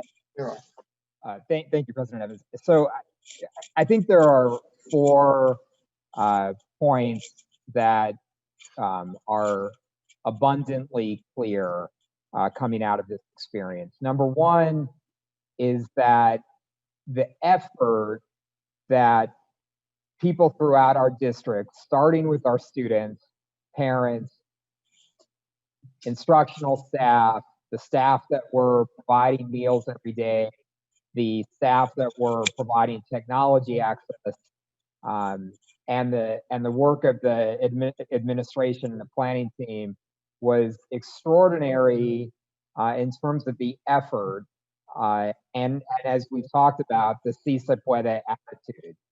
So let's remember, there were many school districts in this state and around this country that simply gave up when the pandemic forced schools to close, simply said, we're done, we're not going to provide any instruction. That was not the approach at San Diego Unified. And instead, what we saw were people throughout the system in an incredibly stressful environment being willing to make effort to try to make as much instruction possible this semester. So I think for the overwhelming majority of people in our system, the effort was very strong and is very much appreciated. That's point number 1. Point number 2 is that distance learning doesn't work, and it doesn't work for most students. And the experience, and I appreciate all of the public comments, and it's certainly reflective of, I think, the majority of experiences in our district, was that this was an incredibly frustrating time, a stressful time, and a time where the experience of the final 3 months of the school year didn't come anywhere near the normal experience that students have at school. And that's also obvious, and it is important for us to be clear about that, because if we're not clear that this experience was not a positive experience for most people despite their effort, then that limits our ability to improve the experience moving forward. So number 1, tremendous effort. Number 2, very stressful and frustrating experiences by, I think, most people in the system. By the way, there's no difference if you talk to people in higher education, if you talk to people in school districts throughout the country. I think you're going to hear a very common theme about the frustration of trying to make distance learning work despite the best effort. That gets us to our key points moving forward. As Dr. Evans has said, the American Academy of Pediatrics, as Dr. Fauci talked about today, we need our students back in school. There has been a lot of talk from people for a number of years who would suggest that the school system, the idea of students coming to school, being together, being in person, learning directly from their teachers, supported by people at their schools, that experience can simply be replaced by moving to online. I think this experience has clarified that is not the case. Our students need to be in school. We've got students who have varying degrees of vulnerability, our youngest students, our students with disabilities, our homeless students, our students in poverty, all the way through the system. There's a reason that we have schools, and there's a reason that the public education system has to operate by students being in school. And so we need our students back in school. And I can guarantee that there is no answer to distance learning that replaces in-person learning for the great majority of our students. That's point number 3 moving forward. And point number 4 moving forward is we will have continued distance learning. We know that a number of students will choose that option, at least at the beginning of the year. And we know that we need to be prepared. If the virus forces a shutdown, that we could be back in a system that requires everybody to be learning online again. And we have to, that experience moving forward has to be a better experience than what students and staff and parents experienced for the last 3 months. Our standards have to be higher. Accountability has to be back in the system. We need grades for students. We need accountability for educators. We need accountability for school principals. We need accountability for the superintendent and the administration, and we need accountability for the board. When you take accountability out of the system for all the right reasons in an emergency where it was important to take stress away from people, but moving forward, if you take accountability out of the system, we're simply not going to see the results that we need to see for our students. And support needs to be there as well. That allows a higher degree of both teachers delivering online learning and students and parents who are experiencing online learning to have a more successful experience. We do have successful best practices here within our own district. We've talked about Mount Everest, we've talked about iHigh, we've talked about the Met and other examples.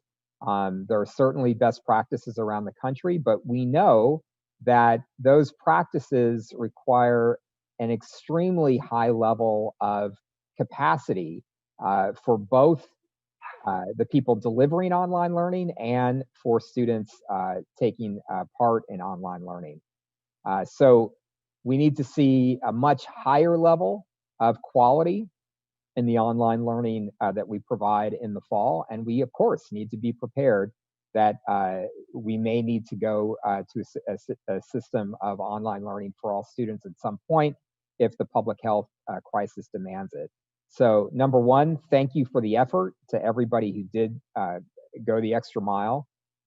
Number 2, thank you for the feedback for everybody who expressed frustration that this experience was not a quality experience. Number 3, we need to get our students back in school. And number 4, when we go forward with online learning, it has to be at a much higher level of quality than what we've experienced these past 3 months.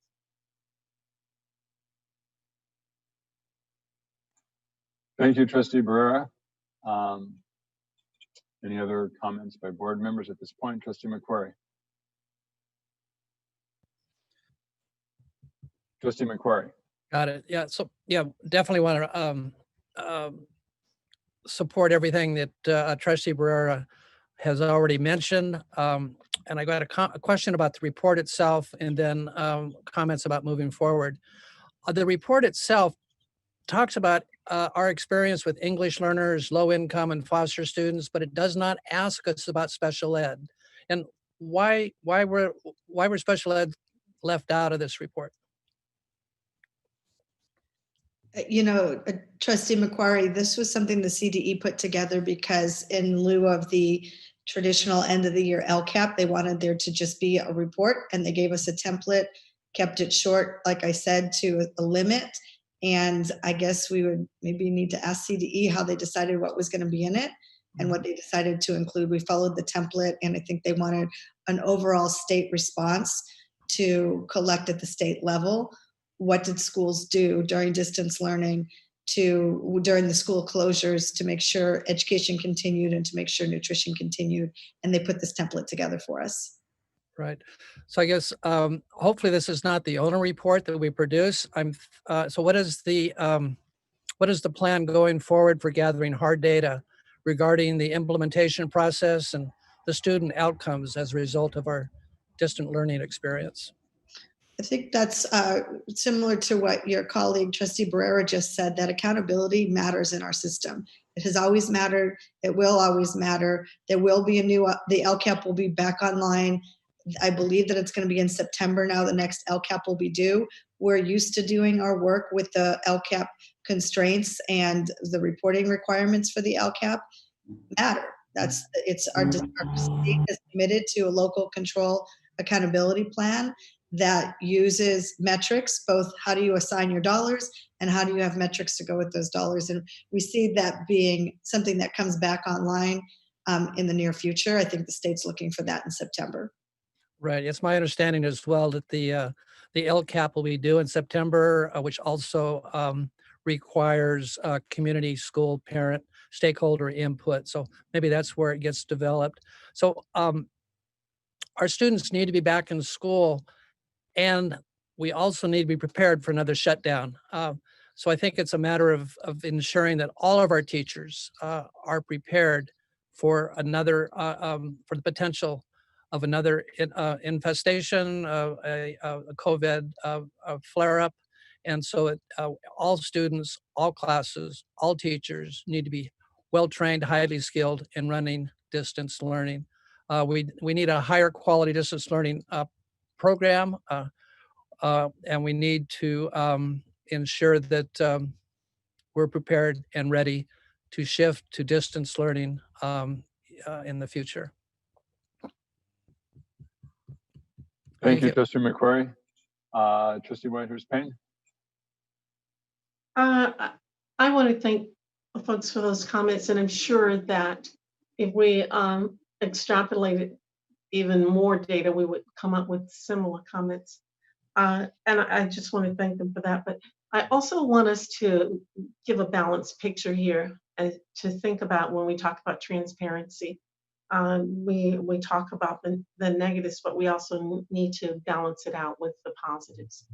And to that end, I would say that a pandemic is something that very few people living today have ever experienced.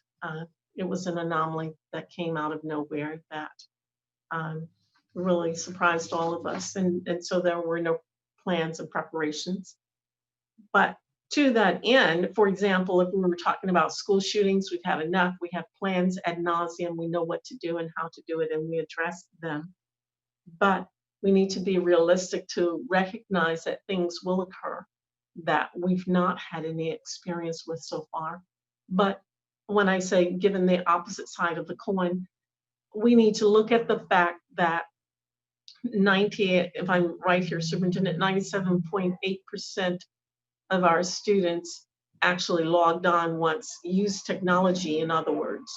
And that fact, and I think that the 2% or so who did not log on, as I understand it, half of them were kindergartners, which means that they had not been in the system long enough to be exposed to using technology, and were not familiar with it enough, but we were able to at least contact students at that level and to have them to come online at least once. When you talk about disappointments, I think I know I in particular, was very disappointed that we were not able to get quantifiable data, because I talked a lot about us establishing a baseline, because I had thought that, perhaps all of our teachers would be online at the same level, and I was told we could go in the classrooms, we could see what's going on in terms of the instruction, and obviously that only occurred with parents who were there with their children observing what was going on. Now, as we look forward, the educators, the teachers, the principals, everyone understands that we will have accountability and quantifiable data in the sense that folks will be doing lesson plans, working with principals, etc. It seems like every time I'm doing the board upstairs, this helicopter comes by, and hopefully you can still hear me, but that's what always happens to me. So I look at it as an opportunity for us to enhance our enrichment opportunities, and we've done that. And teachers must now, when they get the opportunity to work with our students in person, because that is the best model, then we will continue to prepare them for a better usage of technology. And with that, I'll sign out and let the helicopters have.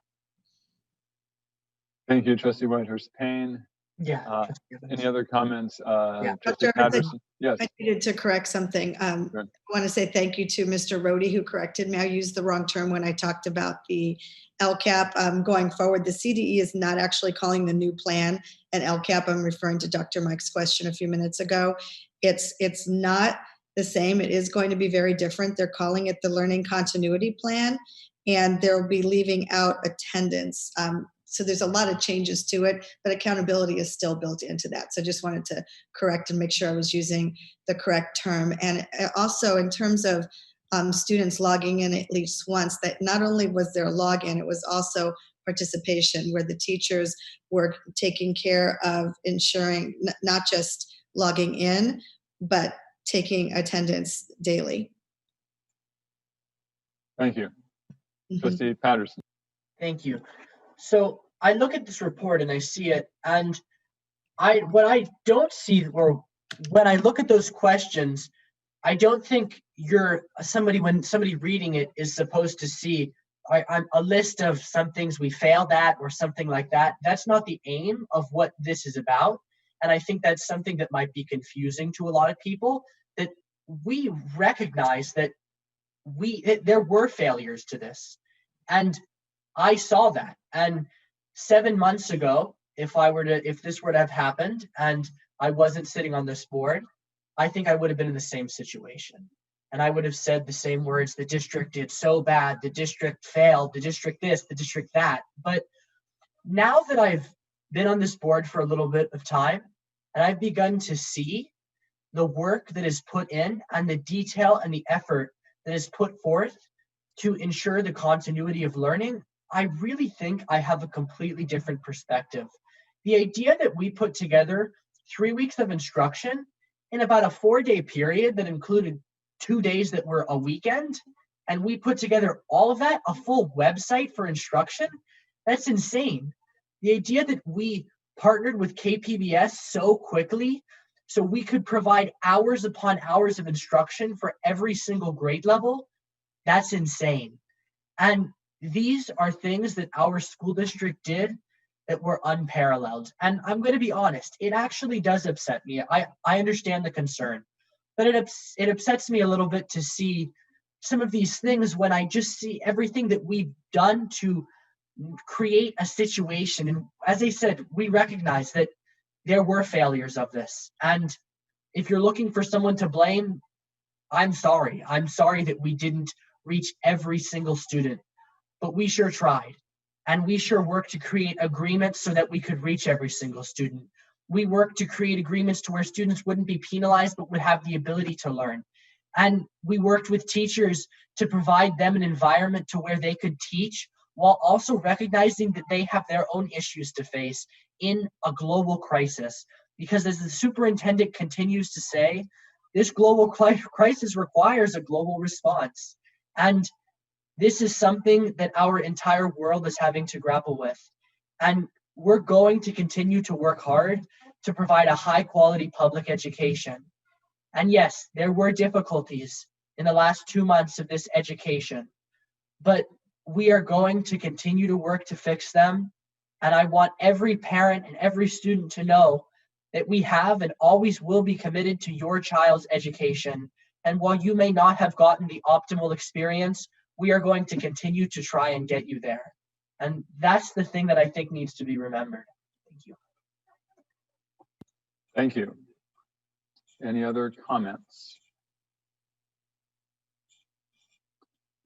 Okay, I just want to say a couple of things. One of the things that we haven't mentioned as much in terms of distance learning is the issue of equity. And we certainly closed the digital divide in terms of making the devices available for everybody, but that there's still a big equity gap in distance learning.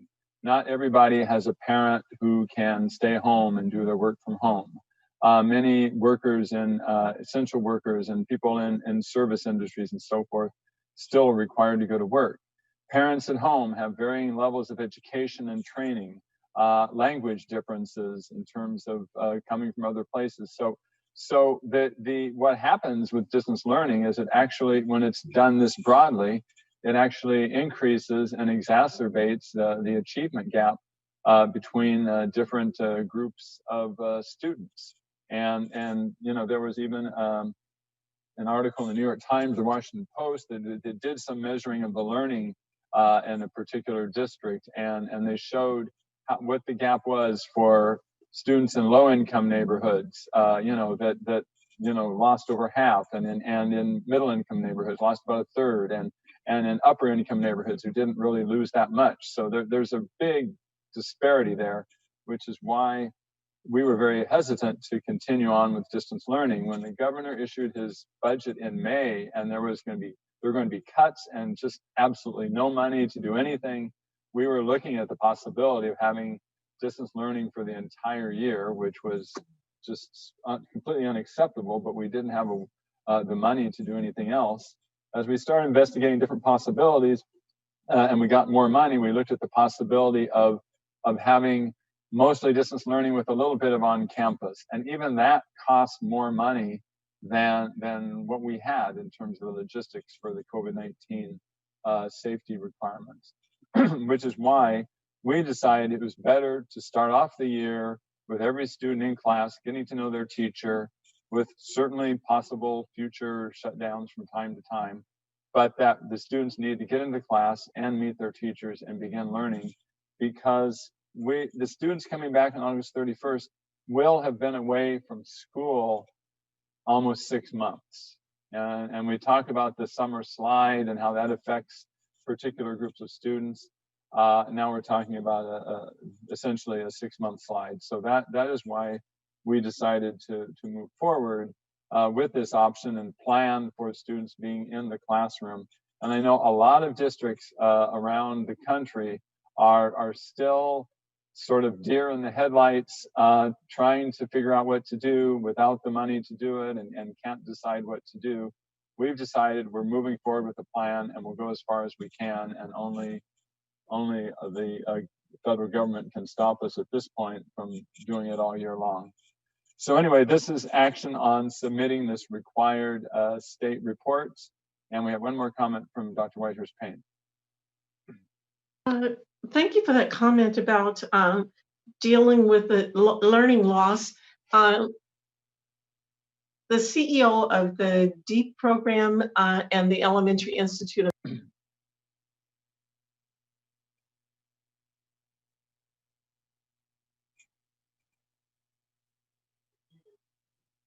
Trustee Whitehurst-Payne, you were muted. Okay, you were muted somehow.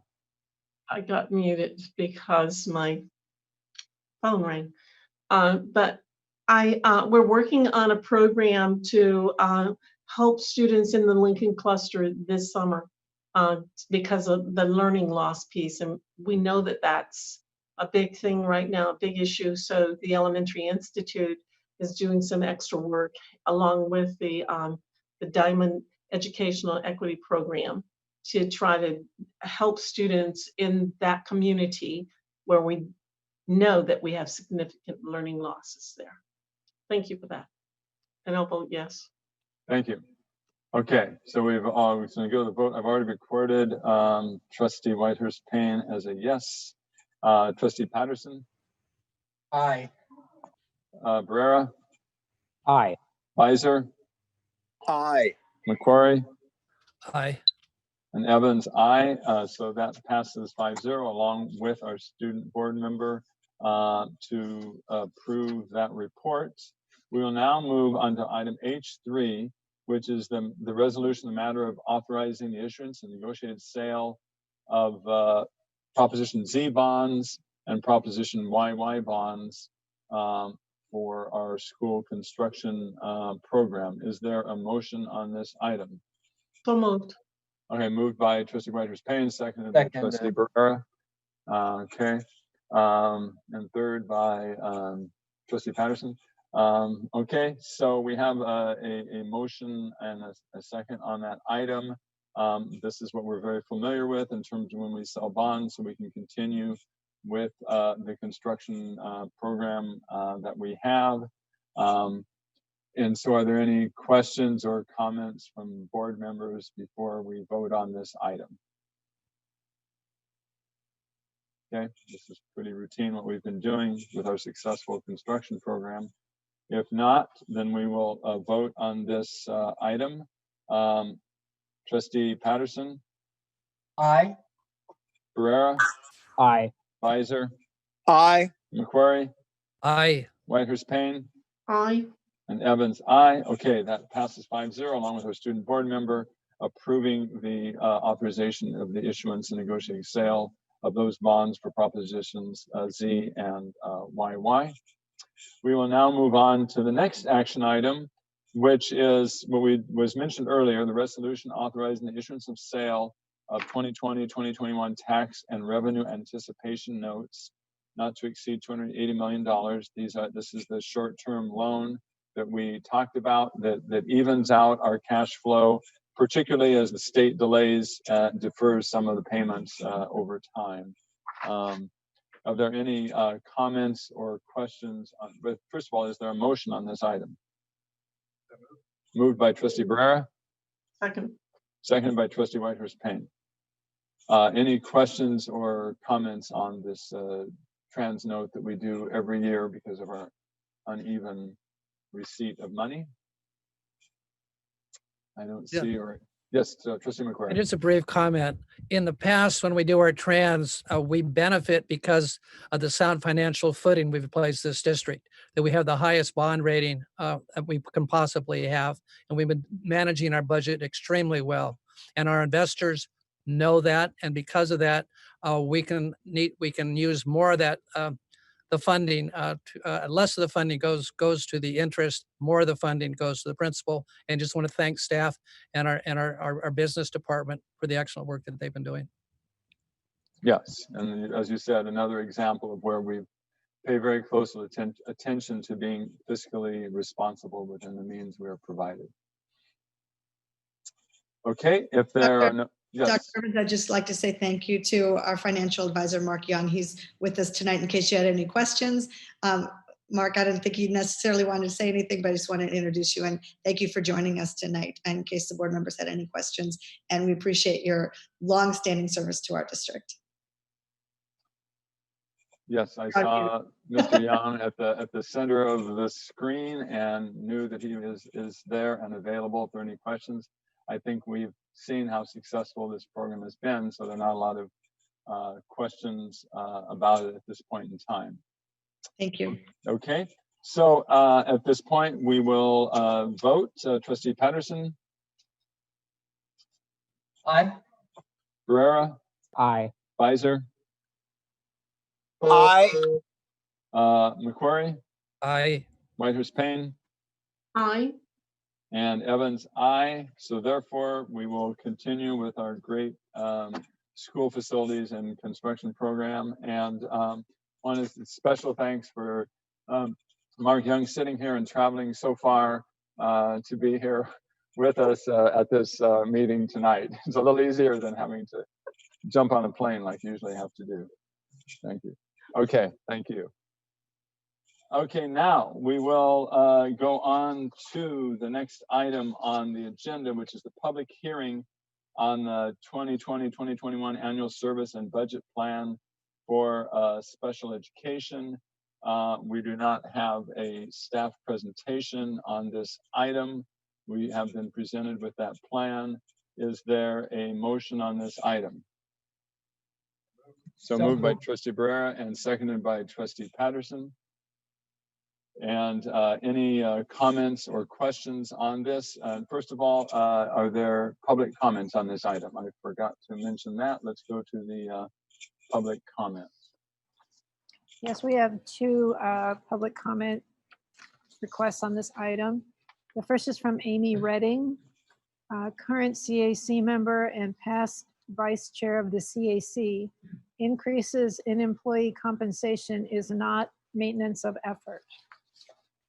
And the second comment is from Moira Albritton. Maintenance of effort tests are absent. Whether they aren't included on required forms, this information should be available for review by the public and trustees for public hearing. The name listed as parent on page A4 was surprising. San Diego Unified's translator, interpreter, supervisor is an exceptional employee who is dedicated to serving students with disabilities and their families. However, his selection seems less than independent of his primary district role. SELPA director forfeited authentic, unfettered parent engagement by opting for the convenience of an employee. The CAC Constitution describes parent of general education student as a membership category. In fact, the reason we have at least one member in that category. We weren't asked to provide a parent despite the local plan being our primary reason for existence. We ask that future local plans be vetted by a parent without potential conflict of interest and that staff engages more collaboratively with its designated advisory body. And that concludes the public comment on H5.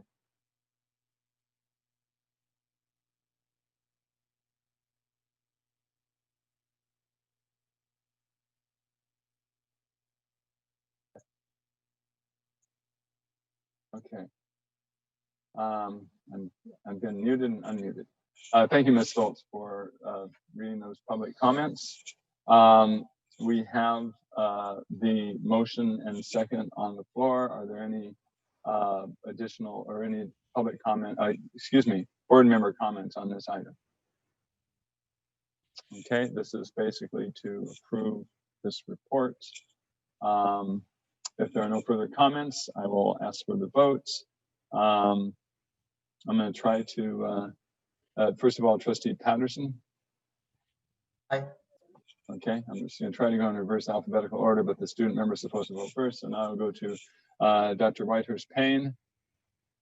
I say aye, but I would hope that we would look at the comments that came in.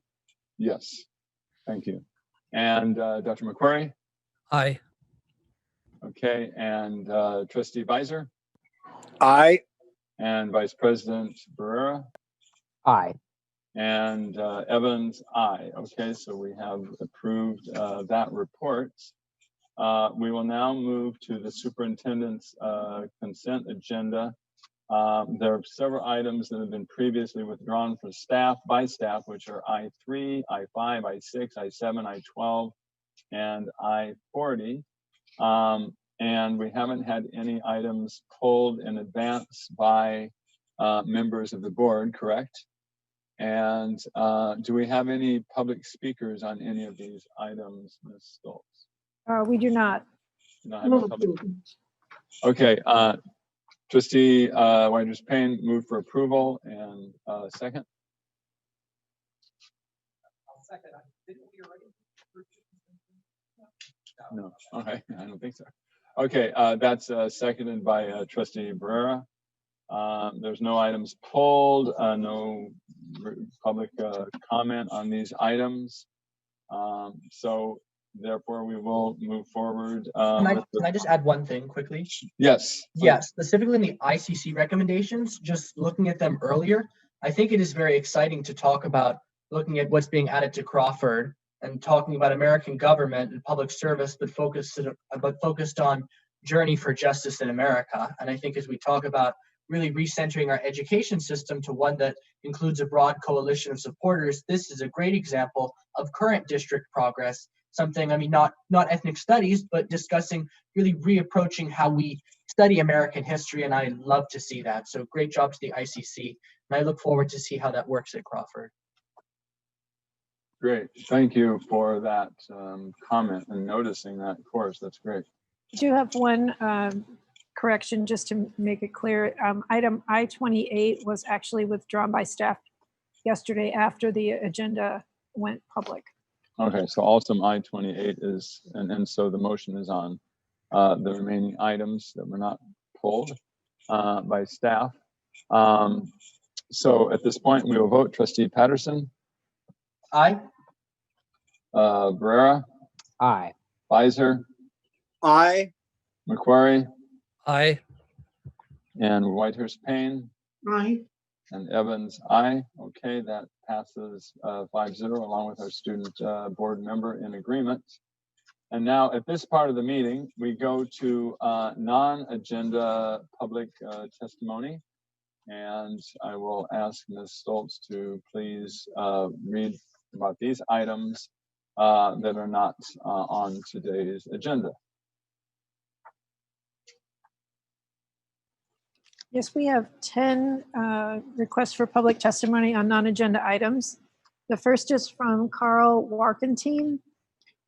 Thank you for considering to read my comments below. My reference sources are placed in parentheses and linked to the complete articles. Dr. Fauci notes a lack of consistency among testing methods, and individuals do not have a uniformly robust antibody response. Ultimately, you will infect someone who's vulnerable. Akiko Iwasaki, a viral immunologist at Yale, told the New York Times, "We cannot rely on natural infection to achieve herd immunity." Indoor spaces with limited air exchange or recycled air are concerning from a transmission standpoint. Sharing the same air for a prolonged period of time greater than 10 minutes increases the chances of exposure and infection. Standard social distancing guidelines of 6 feet are not as effective as the time of exposure is increased. In all these cases, people were exposed to the virus in the air for a prolonged period, hours, even if they were 50 feet away. A low dose of the virus in the air reaching them over a sustained period was enough to cause infection and in some cases death. And with each of those statements, he has linked the source reference to that information. The next statement is from Leah Nussbaum. I would like to present some information to the board at the next meeting regarding PSS, which stands for Premium Safety Services, school services designated to assist the district in its reopening, or they assisted San Francisco Unified in its reopening. As this will be my first time addressing the board, I am unfamiliar with procedure and I want to make sure I'm correctly following the rules. The message I would like to be presented is below. Returning back to school is going to require a bit of adjusting, especially for students. That's why the method San Francisco Unified chooses in communicating these new safety policies is of the utmost importance.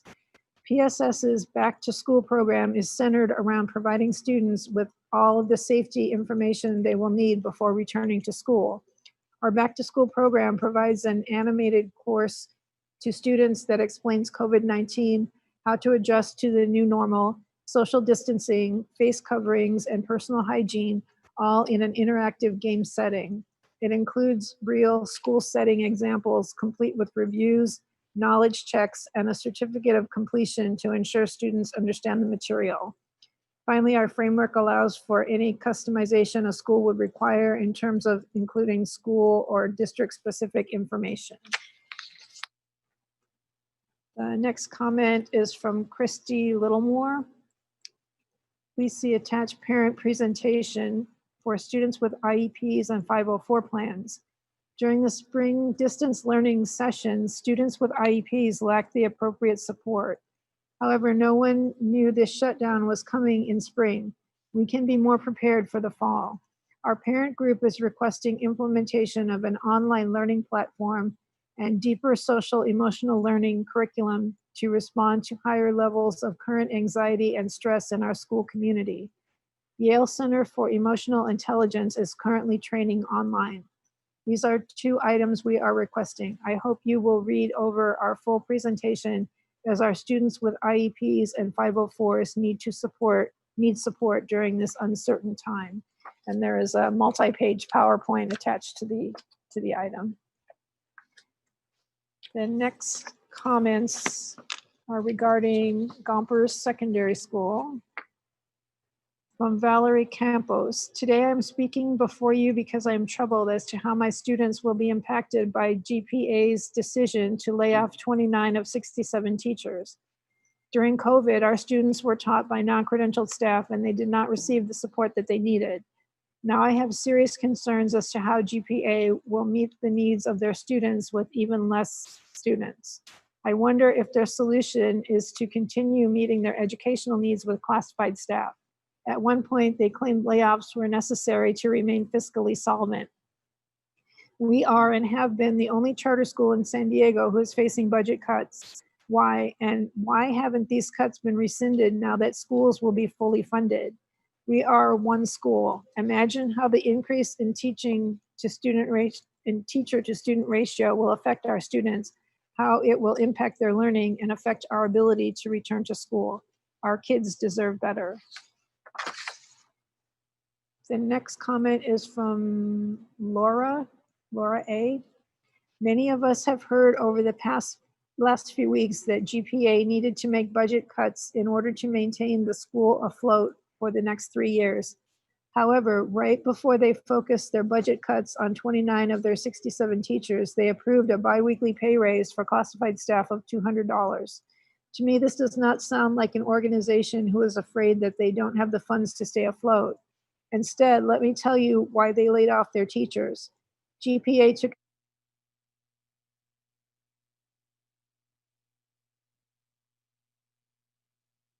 advantage of a public health crisis. Can you hear me again? Did you lose me again from the? I can just unplug.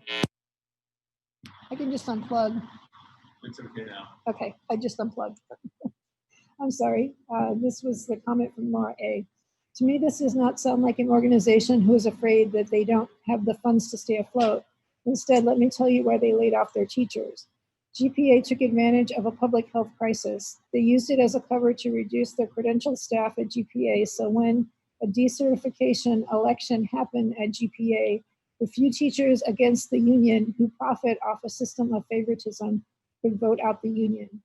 GPA made these layoffs not with students first, but with their pockets first. They made these cuts to preserve their power without regard for the impact it would have on students. Mr. Riverol should be ashamed of himself. What you are doing is illegal. The next comment is from Adam Lake. I am one of the 29 teachers affected by the Gompers Preparatory Academy layoffs. In my 11 years at GPA, the decisions the leadership at the school is making right now is an all-time low. I have been with the students first every single day for 11 years and have witnessed the incredible triumphs that come from a student-teacher relationship. The decision to remove teachers from students so quickly without considering every other possible solution is incredibly alarming. The school leadership has been seeking retaliation against the union since its introduction to the staff. I know this is not in line with San Diego Unified values, nor does it reflect GPA's mission. The layoffs need to be rescinded and leadership needs to lead in partnership with its community. The community has spoken and they do not align with the values GPA is currently setting. The next comment is from Sarah Youngren.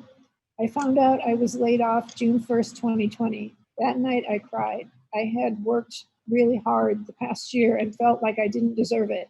I also felt heartbroken that I wasn't going to be able to say goodbye to the kids in person, but by the end of the week I had accepted it. This was until I told my students. My students' reaction made me realize that sure, my life is being affected, but so are theirs. They are losing teachers who love and support them. They also wondered what school would look like next year with fewer teachers.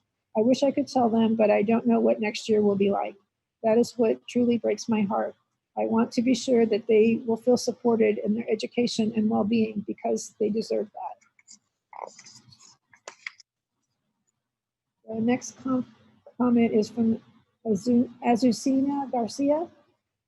Gompers Preparatory Academy operates under the motto with students first, but the 29 layoffs that went into effect are the opposite of that. How do they plan to educate our students approximately with less than 40 teachers left? Families, students, alumni, and community members are outraged by these layoffs.